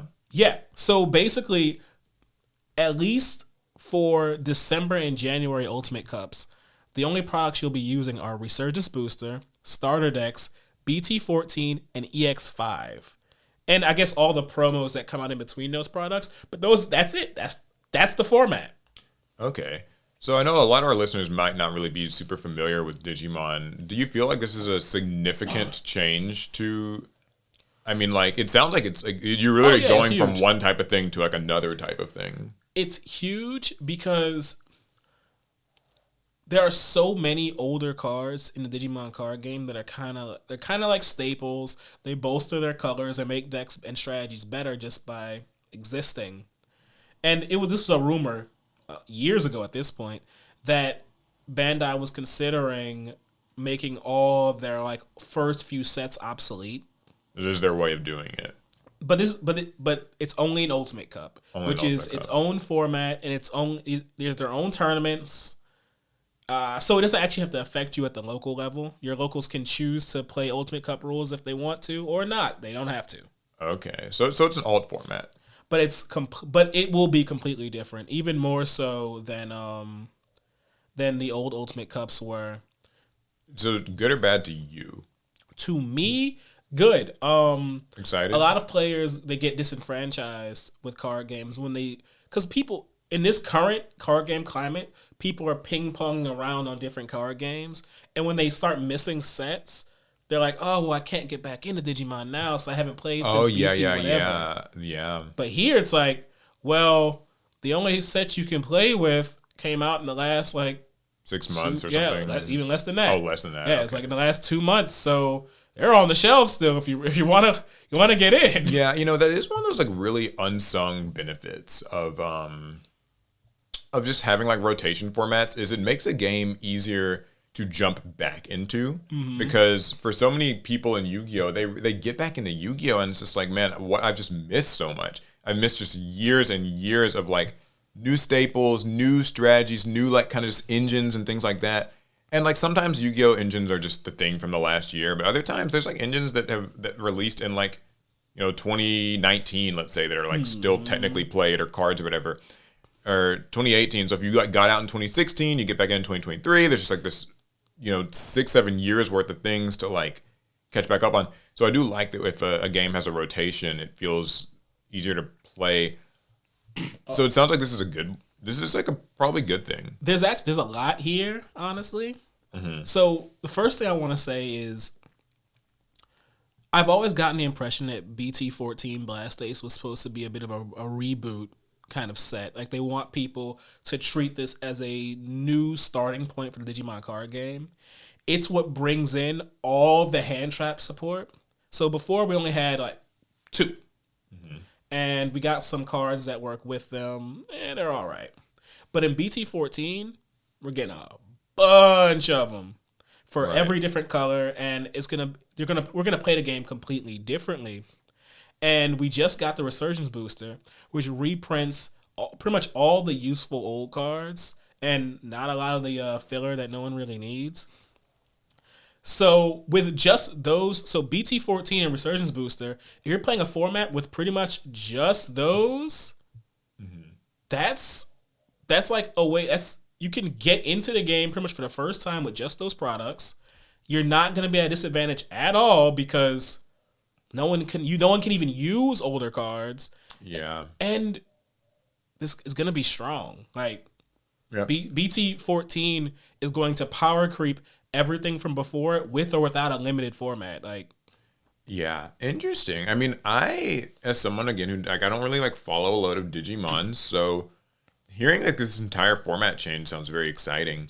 Oh, and this a lot of cover cards for this set are from the original Digimon Adventure series. So Agumon, Gabumon, Venusaur, Blastoise, Charizard. No, don't mix franchises. Dark Magician, Blue Eyes. They Red did Eyes. go back to the original Adventure. So if you're a fan of that, well, you'd be excited because Definitely they're in there. The hallmark of a reboot in a way. Kind of a new interpretation of the creatures you love so much. They even added in stuff from their very latest Digimon project, which is Digimon Seekers. I know a lot of you guys don't know what that is. That's because you have to read. It's a oh yeah, they wouldn't know.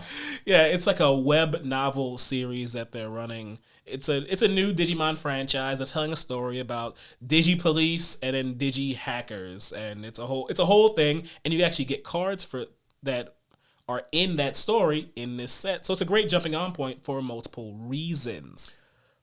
Okay, so what's the player reception looking like so far? For I guess it catches breath. Yeah, I kind of did. I'm not gonna lie to you. A lot of talking. But so it's mixed. I've already seen people saying, you guys really don't know what the player base wants. And I've seen people saying, I wanted this. I voted for this. There was a survey that went out some months ago where I think something along these changes were in the survey. A survey? Yeah, a survey. Well, it must be nice. Hey, look, some people, some card games get them, some don't. Some companies care. I don't know. Well, Master Duel does surveys. I can't complain. It's very mixed, and because I've been ill, I haven't really been. I haven't been on social media enough to truly gauge player reaction to it.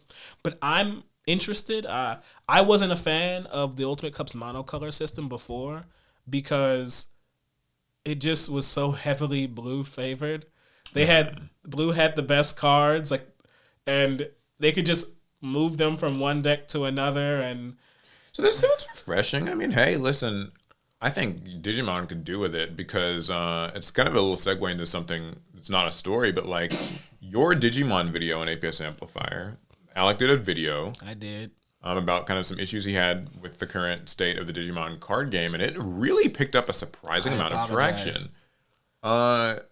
Tell us a bit more about. I mean, how are you feeling about it post-release? I didn't think the video was gonna get as many views as it did. I was just kind of making a video to give my opinions because I was kind of hot over the Banlist issues with Digimon. I've never been a fan. I haven't been a fan of Digimon Banlist since the first or second one. For a first-time listener, what is it about the Banlist, just in short, that? In short, okay, I'll try to sum it up. We get our ban lists in the West at the same time they get their ban lists in the East. So it's a shared ban list that even gets enacted at the same time, but we're playing in two completely different formats. A lot like Yu-Gi-Oh! OCG versus TCG, where they're a couple sets ahead of us.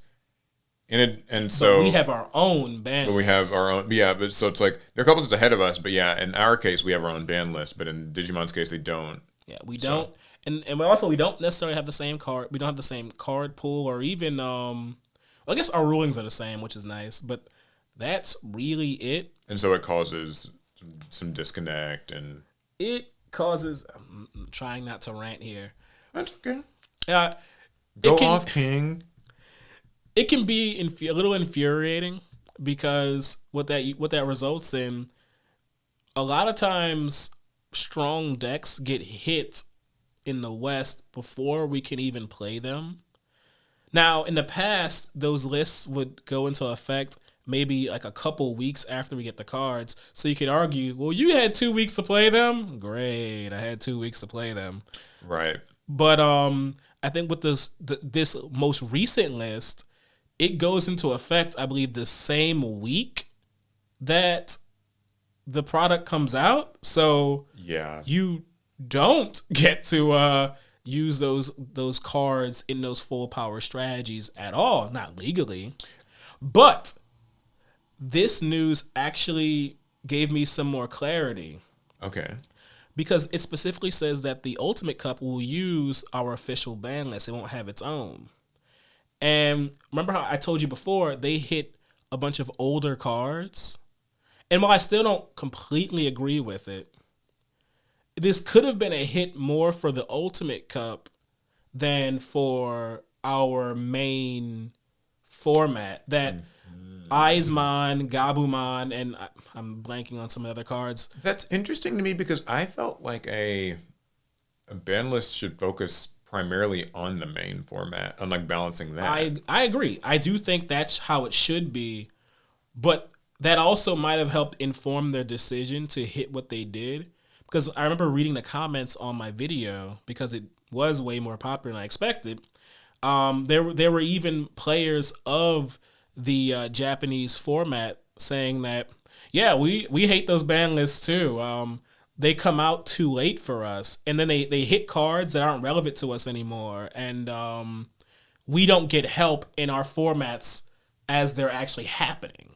Yeah, so it kind of sounds like either Bandai needs to have two separate initiatives, like two separate sort of teams, one handling the sort of west and one handling maybe the east of the game, or just merge the releases entirely so that like new set comes out same day and date for everybody, right. And that way we all kind of are playing that same. And I understand that's a logistical nightmare, so give us 2 lists, Bandai, all right? Like, yeah, be Yu-Gi-Oh, basically. Yeah, be Yu-Gi-Oh, you know? What could go wrong? What could go wrong with being Yu-Gi-Oh? But speaking of Bandai and that very problem, there's actually a Bandai card game that does not have that specific issue.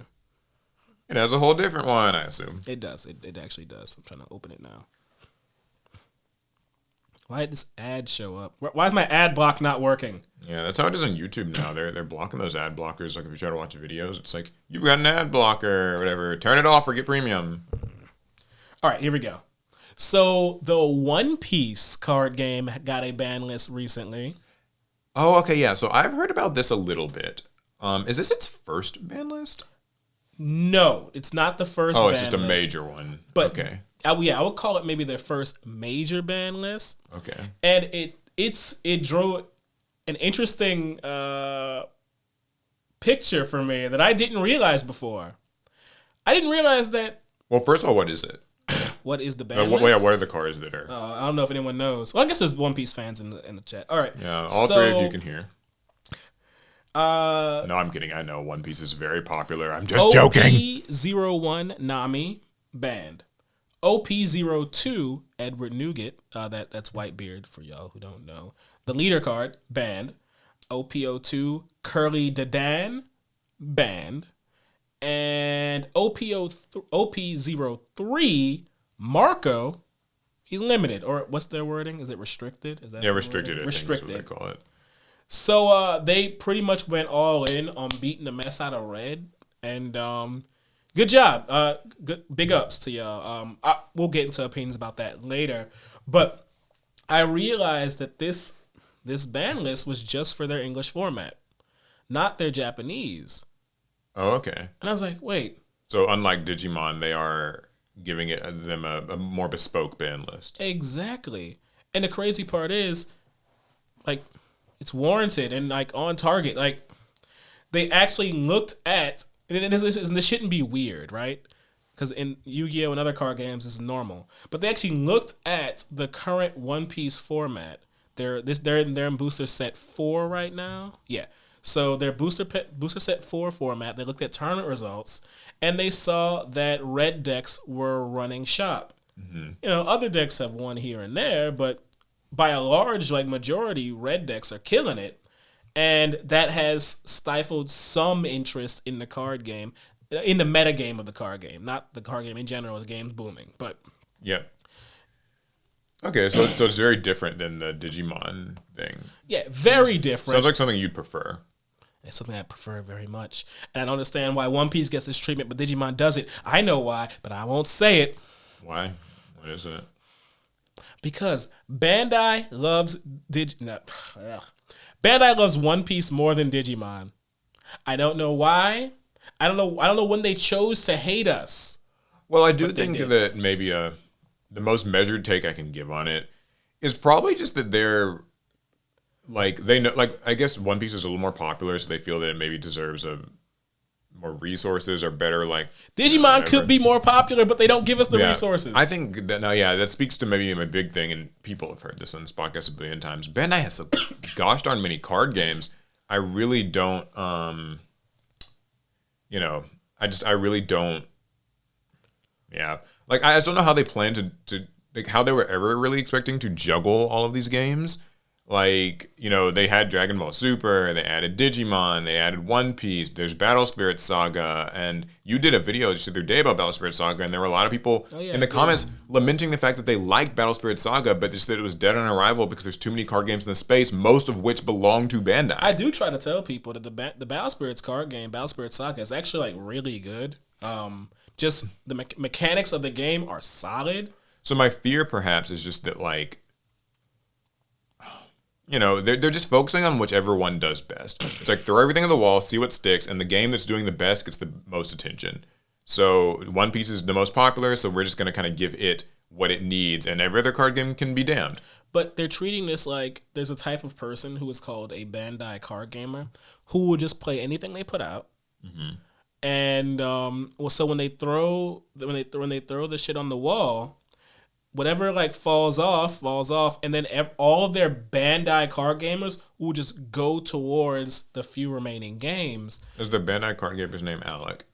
No, not Alec. Because I won't just play whatever is left. I play Digimon and I play One Piece and I have Battle Spirit cards. But okay, don't make this about me. Yeah, no, I get you. It's a tricky proposition. I think it really ends up hurting the card games more for it. It's a hypothetical.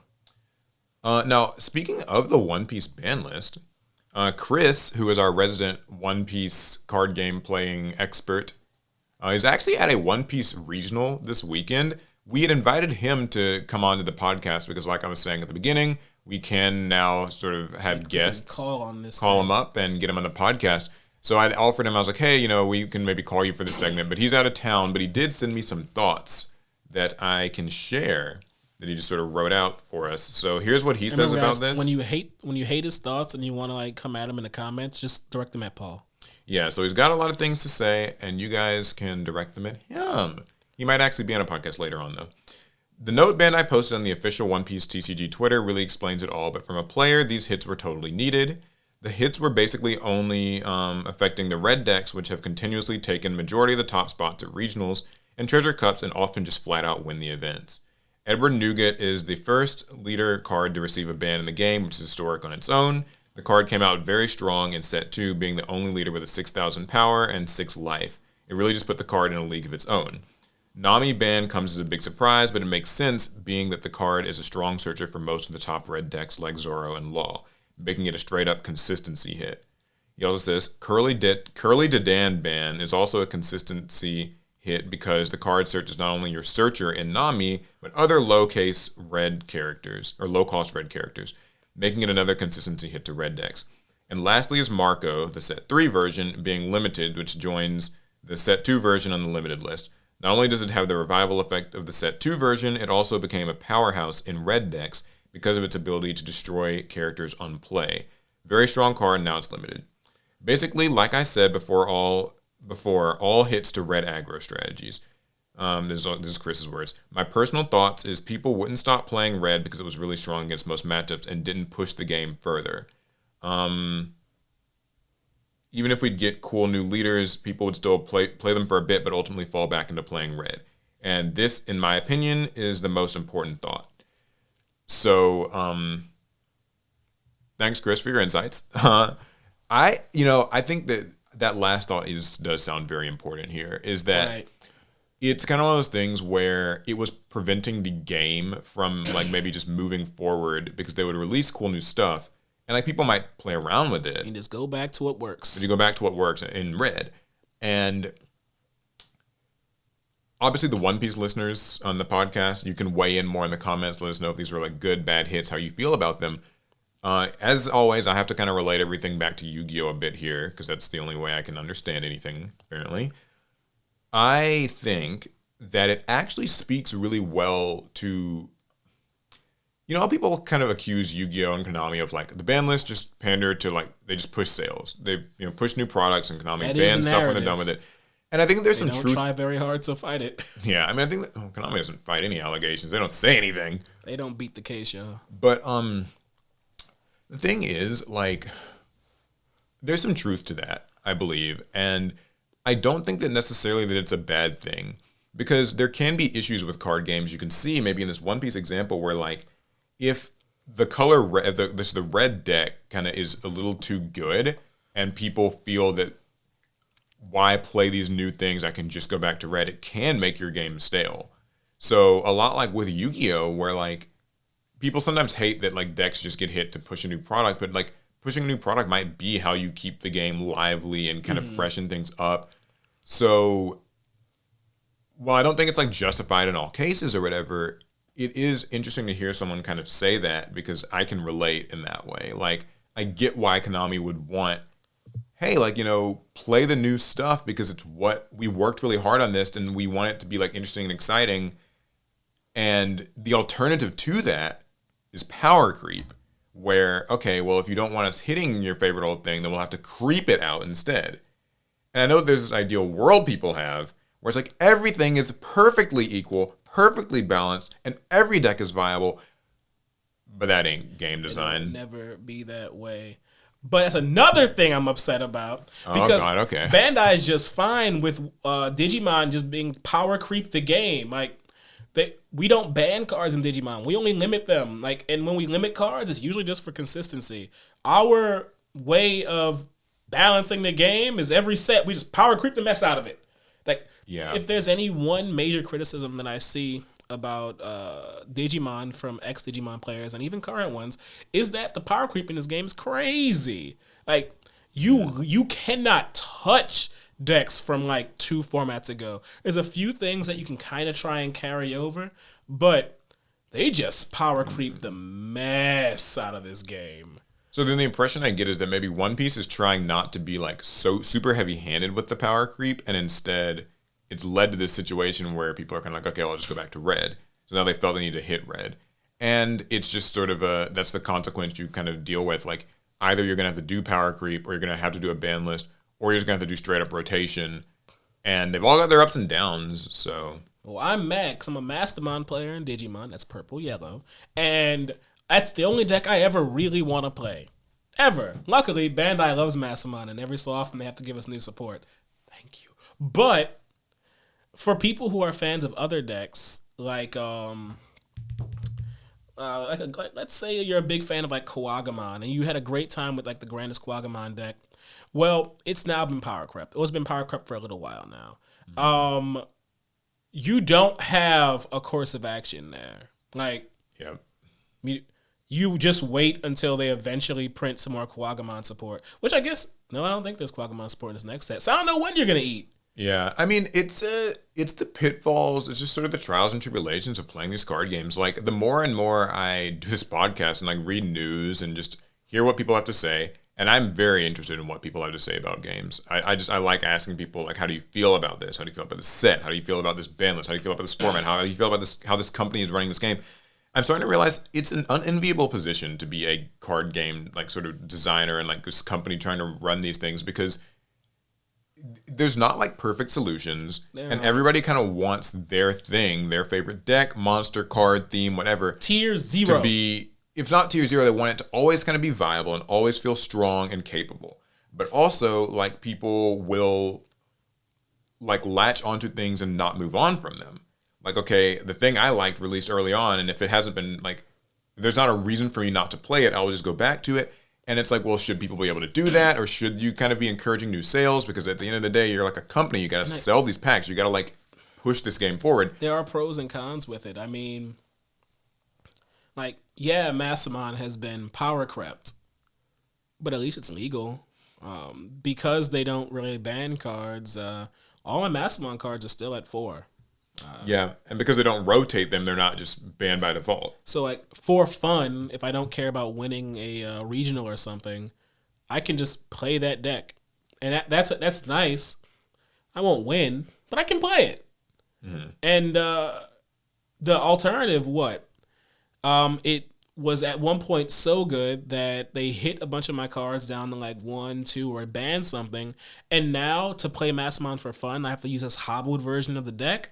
I don't think I like that very much. Right. Well, it's kind of interesting, I guess, just to see it all.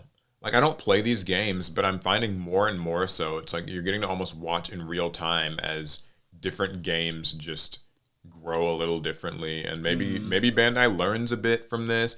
It sounds like even though the Yu-Gi-Oh! Or the Digimon banlist issue has not been resolved, this Ultimate Cup change feels like it's intentionally meant to address at least some set of concerns. Yeah, I really do think they want people to like jump back in with this. And I think Ultimate Cup is a great way to jump into competing in Digimon, and you don't suffer from not having played for like some months or some years. Yeah, and then in the case of One Piece, everybody wished Chris a good luck at the regional he's competing in this weekend. Go for it. Yeah, hopefully he will do well. Maybe we'll catch you up on it next week with whatever his results are. I remember I went to a One Piece Treasure Cup with Chris early on this year. It was very exciting to see how many people played in it. Like, One Piece is popular. So yeah, it's a popping game. People like that. They play it. But that's it for my Bandai talk. Cool. I got any other stories? No. No? Well, I think it's time to reach into the pot. All right. Yeah, we got a lot of new questions from you guys. So we'll each draw 2, see what you've got to say. Let us know if you like this segment, by the way. We haven't filled out all the cards. You gotta reach for ones that actually have the notes on them. That's how we do it. We like pin a note to here we go. The cards and that. I dropped one. Oh, I got one anyway. Okay. Yeah, but let us know how you like this segment. If there's anything we can do to change or improve this particular aspect of the podcast, where we take your pot of greed questions or your pot of greed questions. So. Okay.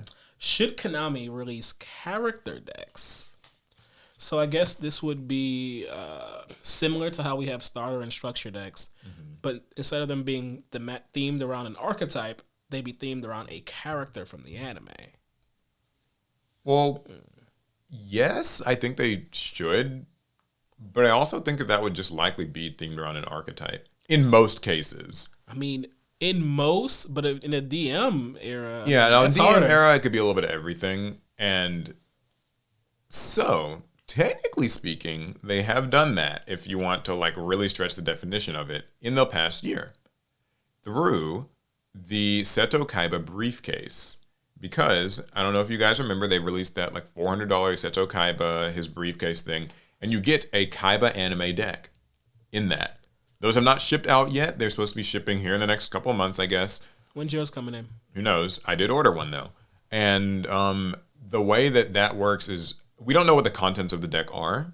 So I don't know if it's like actually what I'm saying it is. But the way they describe it is that it is like Kaiba's sort of anime deck. And so if that's the case, then like... then that's like an example of it. Now, obviously, there's like $400. Like your limited favorite characters from the Yu-Gi-Oh! Limited accessibility TV series. But I do think if they were to do that for like DM characters and kind of just make them these hodgepodge decks, it would sound cool, but I don't think people would buy it because like the people that you're trying to aim for with that are like these Yu-Gi boomer, I guess, like would be the everyone likes that word. Like these really old head types who just might not know it exists. They'd probably like it though. But I think that for most of the Yu-Gi-Oh! Anime, like anything past, even really just GX, it would just be an archetype deck. But you put the character's face on it. Now that I think helps a lot. I think that because then you kind of get the best of both worlds where it's like, okay, I get to play a Yuma deck with Utopia. Like they have really slowed down on like doing those character structure decks or kind of themed decks. They do a few. There's like the Jack Atlas one this year. Really good deck. But I don't know I what that think red that, dragon thing is, but that Jack guy, that's a cool monster. but I think that there was a big missed opportunity. Like, I don't think any Zexal characters got like starter decks and structure decks. I know that Yuya and Declan from Arc 5 did. Yeah, I can't. No, I think there was only like starter decks. Yeah, they got for, like starters. Zexal. So Zexal just got generic starter decks. I know Yuya and Declan also got starter decks, but that was it. Like, no other characters did, and they were just the starters. Yeah, you're right. And so it was like a very weird thing because I remember, back when they did like starter deck Yugi, starter deck Kaiba, starter deck Joey, starter deck Pegasus, and eventually, like much further down the line, they even did like starter deck Merrick. But I guess then, but those anime were not nearly as popular as like DM, at least in the West. I can't speak for Japan. Yeah, because I know Japan got those sort of like a few other characters got like decks, Oh. I believe. I believe. So I would like to see it. I think that it would stick out a bit more on store shelves. It still does rely though on those like anime being like airing on TV, so like kids and normal people know what they're looking at. Mm-hmm. I remember when they released like the Revolver structure and like the Soul Burner structure, and I was just kind of like, these are cool for competitive types. They're great products. I don't know that like average Joe or like little Jimmy is going to really resonate with Soul Burner being on the box because it's like, okay, who is that? It's Soul Burner. Yeah, It it's tells like, you on the box. because it's kind of funny. Like at the time, Brains was like you could watch it on Crunchyroll subbed. Nice. It was not like on TV in English and stuff at the time. So those two things still need to like align. But I think the idea is great. I think they should do it. Like, and while we're at it, bring back the card window. I know that's maybe not the aggressive environment because like it's like a plastic window. This man but stays with this card window. but I think the card window it does a very key, like vital job in selling the product. Yeah, it helps the kid figure out which ones to steal from. Wow, that how was a Walmart back in the day. People were just taking those cards. But no, like I do think that the card window just adds a bit of excitement because it proves to you like you get a little taste of what you're getting. Mm-hmm. I think that's important. But I say yes, do character decks by all means. Hopefully the Crimson King deck sold well and maybe it can kind of like tells Konami, hey, like people will like it. Some people were worried about that like turn skipping thing. I'm sure it sold something. Yeah, I mean, but the card already existed, so it wasn't a new But it thing got in there. reprinted. Yeah. So, okay, well my question. What's a card you'd like to play, but it's too awkward? Oh. A Yu-Gi-Oh card. I had a few in the past. One of the ones I've always liked is Quick Booster. It's this quick play spell card that I don't even. Oh my god, I don't barely remember what it does, but it like does something with like I'm gonna Google if it. you have a yeah. I'll look up the exact text so that I can kind of recite it for you guys. But it's this really interesting old quick play spell. Oh, I remember this card. Yeah. Why did you even remember this? Came out in Cosmo Blizzard because it was a cool card. I had an ultimate rare copy, and that's Oh, like that's why. kind of why it. Target one. It's a quick play spell. Target one quick play spell in your graveyard, except Quick Booster. Shuffle that target into the deck. That's all it does. Then its second effect is if this card you control is destroyed by your opponent's card and sent to your graveyard, you can add one quick play spell card from your deck to your hand, except Quick Booster. So generally, it's just kind of it'll just recycle a quick play spell. Yep. But I thought that it was always really cool that if it got destroyed, then you could actually get a quick play spell to hand. And like as you know in Yu-Gi-Oh, searching spells is kind of like one of those taboo, like not many cards do it. Yeah. Part of why Triple Tactics Thrust is so like obscenely strong and influential right now is because like it can search spells. Mm-hmm. So I thought this was a really unique thing. And I was always like, man, this is really cool, but like it's just awkward to use. Yeah, but that actually leads me to my awkward card. Mm-hmm. I had to Google it to be able to say its effect properly. Silver Sentinel. Oh, I remember him. Because I remember when this card came out.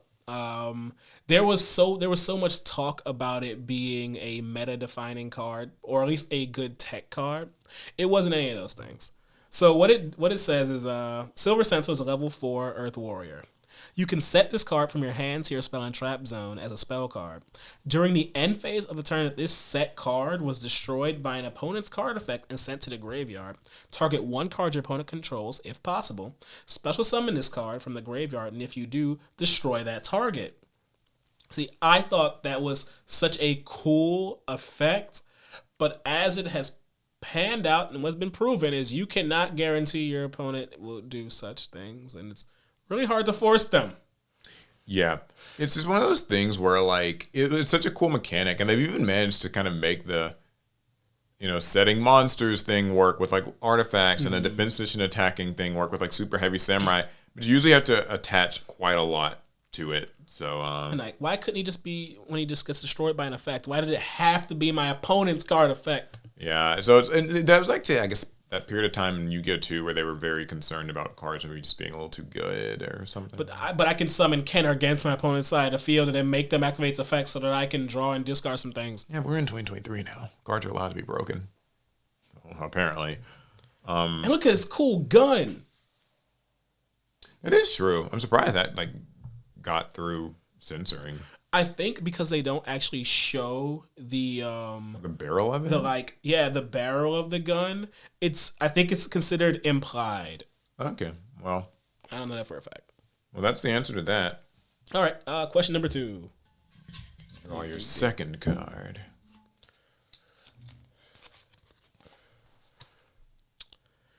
So, do you think that new archetypes will cause players to leave the game?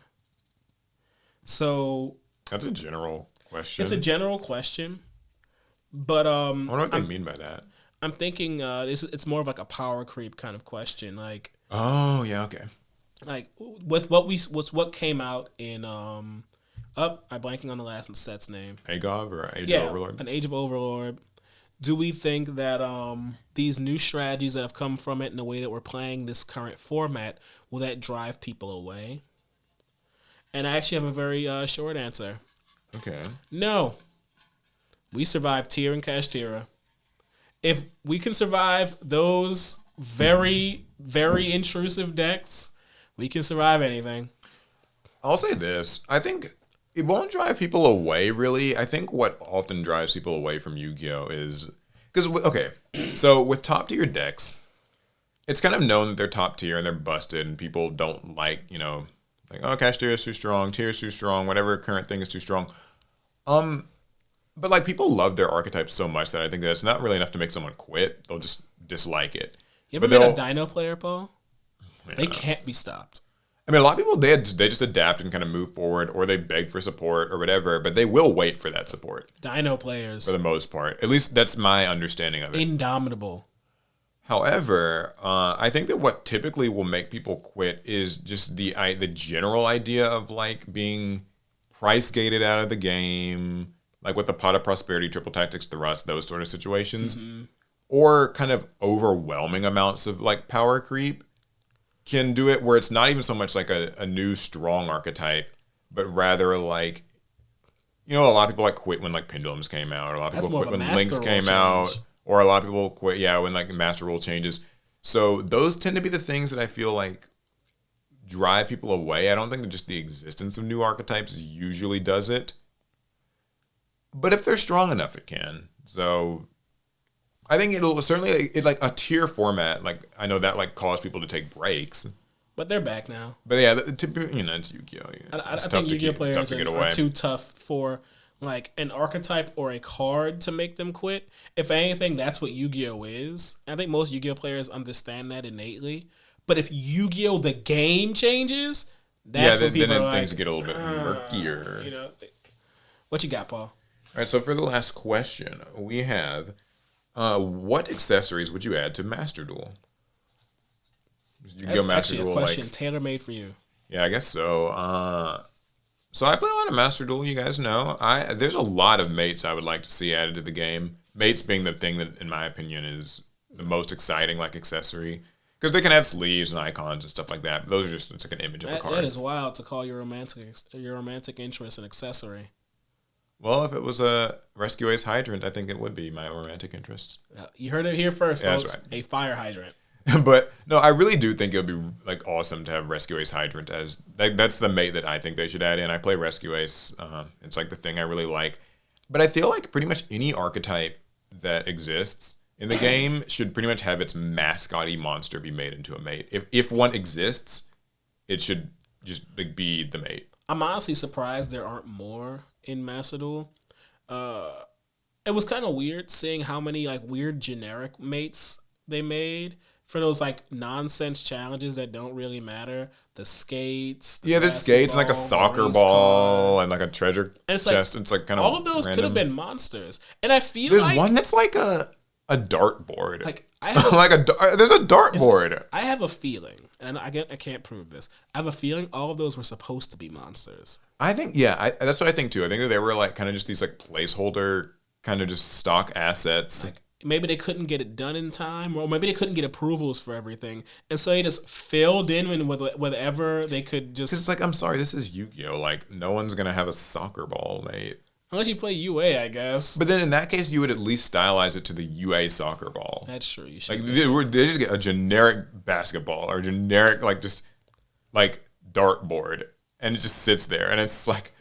Yeah, so I think Rescue Ace Hydrant's like my number one pick, but really like you can name any archetype that's got like, you know, a cutesy, like just mascot sort of thing or object or something that like the archetype centers around. I think that should pretty much always be the mate. I mean, given how popular that one Laundry Dragon made, given how popular that mate has been, I'm surprised they haven't just cashed out and made like every cute waifu-ish mate they possibly can.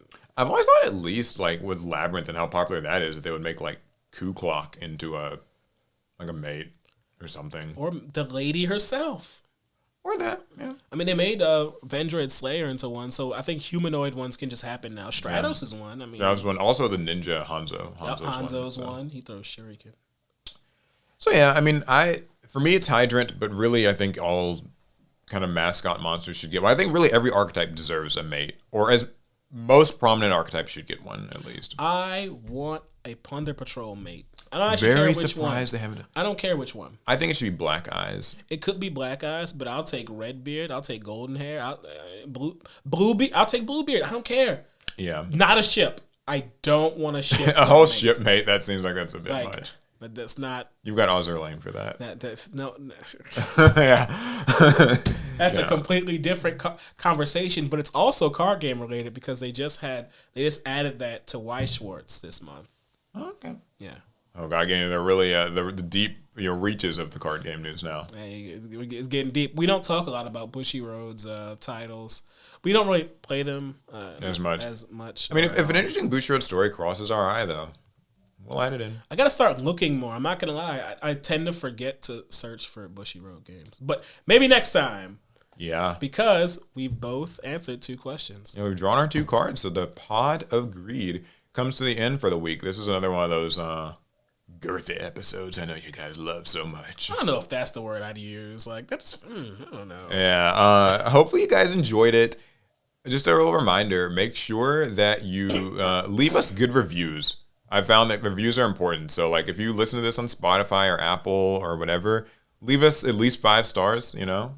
Write a nice review. But, you It know, helps. if you need to be honest, 4 stars, I get it. I do. And I would, of course, love to hear what you guys have to say about any of the topics that we discussed today. Very card game centric day in terms of Oh, news. for sure. Like what you guys think about just any of the topics. I'd like to hear more from the One Piece players. I'd like to hear more from the Digimon players. A lot of stories about that. The Magic players. Just what those sort of changes to each of these games means to you. So, yeah. I think that's going to be it. And we'll see you guys in the next one. Pass turn.